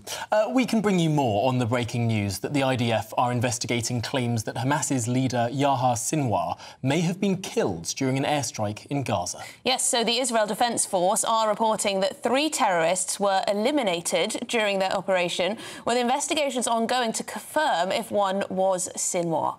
Well, joining us in the studio is our security editor, Mark White. Mark, Yahya Sinwar was... Many people are describing him as the mastermind behind the October the 7th attacks.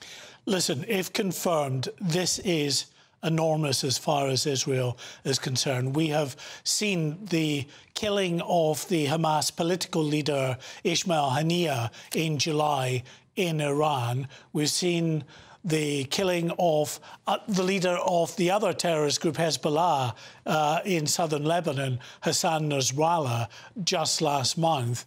Now, this is the man that Israel have been after significantly because, as you say, he was the mastermind behind those horrific attacks on the 7th of October last year, in which 1,200 people were slaughtered and more than 200 hostages taken, 100 of those hostages still unaccounted for.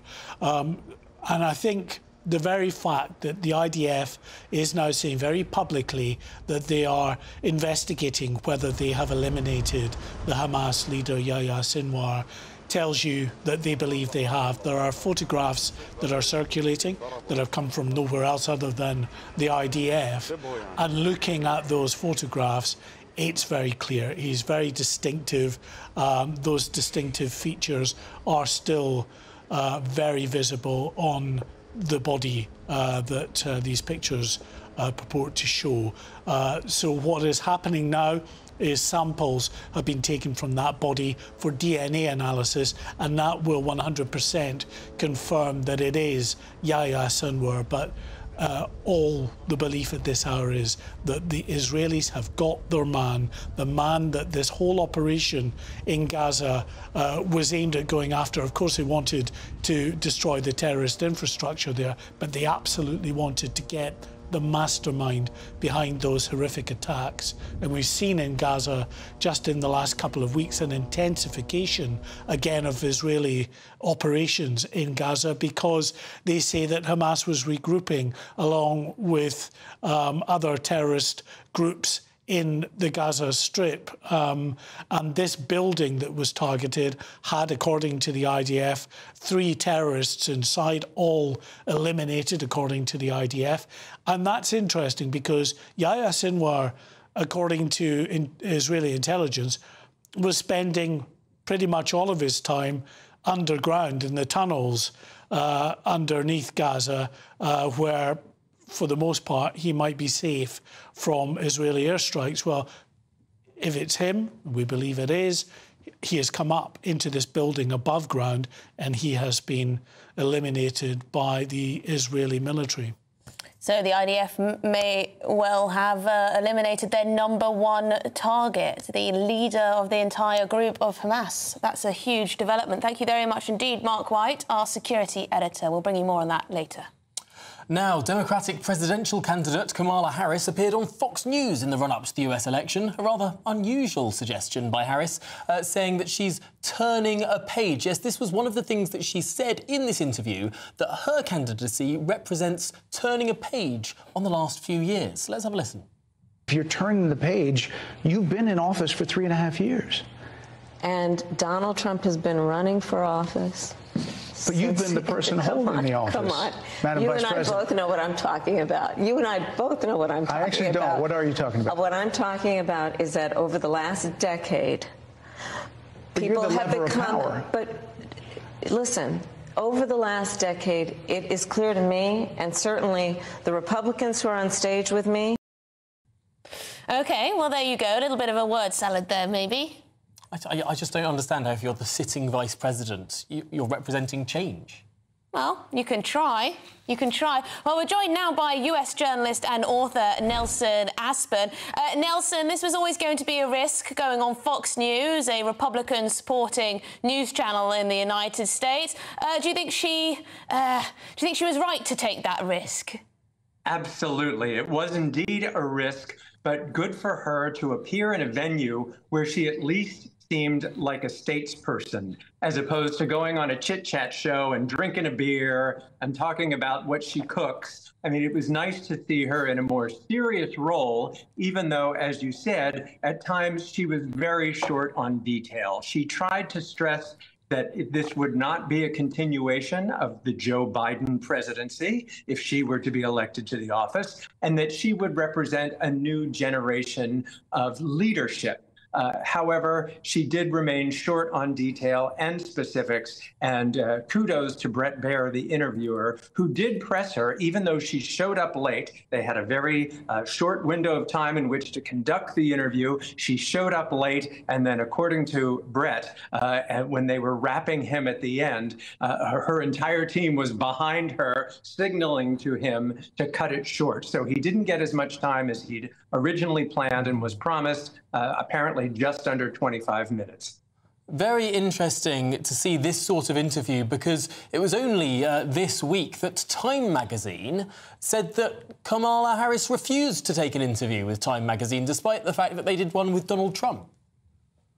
She has been very selective about when and where she will appear, leading a lot of her critics to say that she's been hiding out, which was a tactic that worked very well for President Biden during the pandemic. We didn't see much of him during his previous campaign, and that seemed to work for him. She seems to be following that model, and now with less than 3 weeks to go before election night, she realizes she has to get out there and address some of these issues, even if she didn't quite accomplish that in this very testy exchange last night. OK, well, thank you very much indeed. Appreciate you coming on. Nelson Aspen, US journalist and author. Great to speak to you.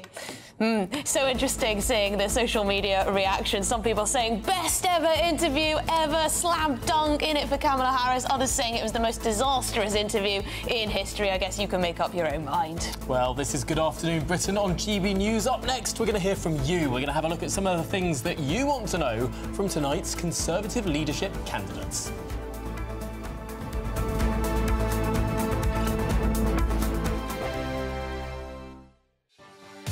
Martin Daubney, weekdays from 3 p.m.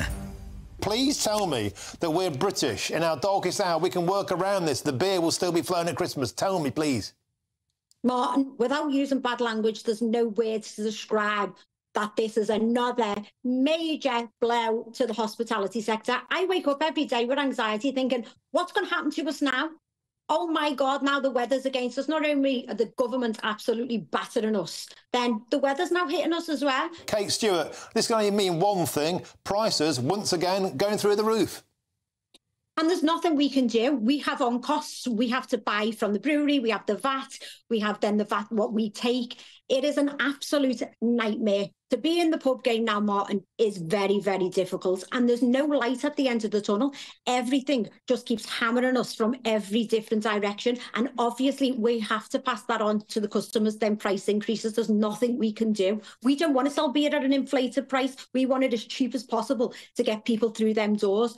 But we have no option. They're going to go up again in the new budget. You know, there's no help for us. What are we supposed to do, Martin, except the only option is to close the doors and say, enough is enough. We can't do this anymore. I absolutely cry my eyes out having to put the prices up, because you think, oh, my God, people are just going to turn away and walk. But we can't swallow the costs all the time, Martin. It's impossible for us to do, because we will go bankrupt. There has to be there's inflation getting hammered on us yet again, and we have to pass it on. I feel it when I take my children out for something to eat. You're like, wow, that has just cost a fortune. But what is the answer? The answer is the government needs to look at saving the hospitality sector and stop being so greedy in everything that they take away from us, or there won't be pubs. GB News, the People's Channel. Join me, Camilla Tominey, for a frank and honest discussion with those in power that cuts through the spin and gets to the heart of the issues shaping our nation. You haven't confirmed that you want to stand as leader, but you haven't ruled it out either. This report basically says that he's not fit to stand trial. Is he indecisive? incompetent? I deliver the dose of reality Westminster needs. That's the Camilla Tominey Show at 9:30 every Sunday on GB News, the People's Channel, Britain's news channel. Mark Dolan tonight is your weekend dose of news, debate and entertainment. This sounds like a wild conspiracy theory. Don't miss My Big Opinion, Mark Meets, and My Take at 10. Democracy is a funny old thing. And we don't do boring, not on my watch. I just won't have it. Let's go and get another glass of that bubbly. You've earned it. That's Mark Dolan tonight, Saturday and Sunday, 9 to 11, only on GB News, the People's Channel, Britain's news channel.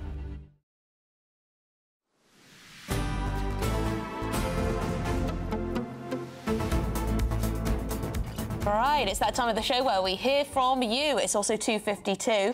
Lots of you have been getting in touch over this latest row over Christopher Chope's comments about Kemi Badenoch, perhaps spending too much time with the kids to be able to be leader of the opposition.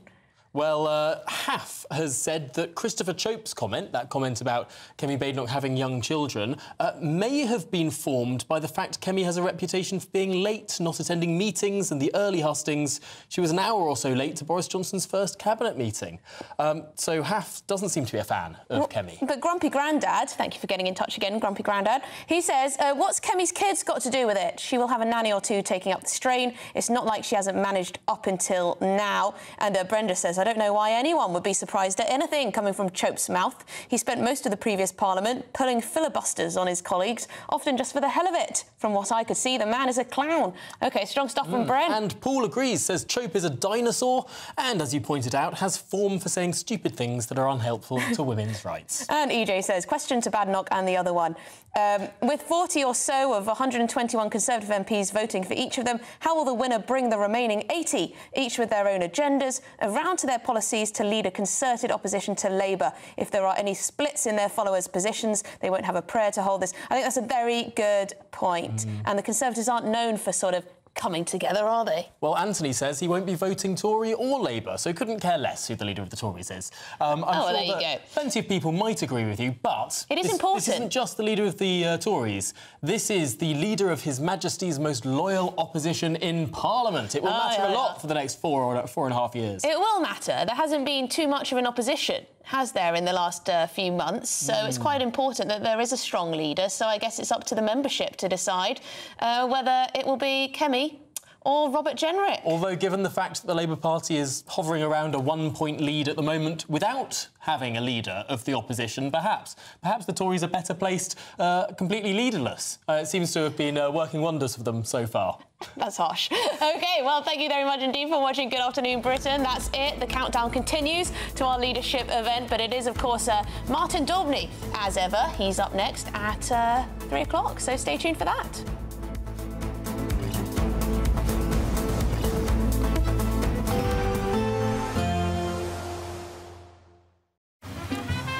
Despite the morning rain, it'll be a nice, warm, cosy day ahead. Boxed heat pumps, sponsors of weather on GB News.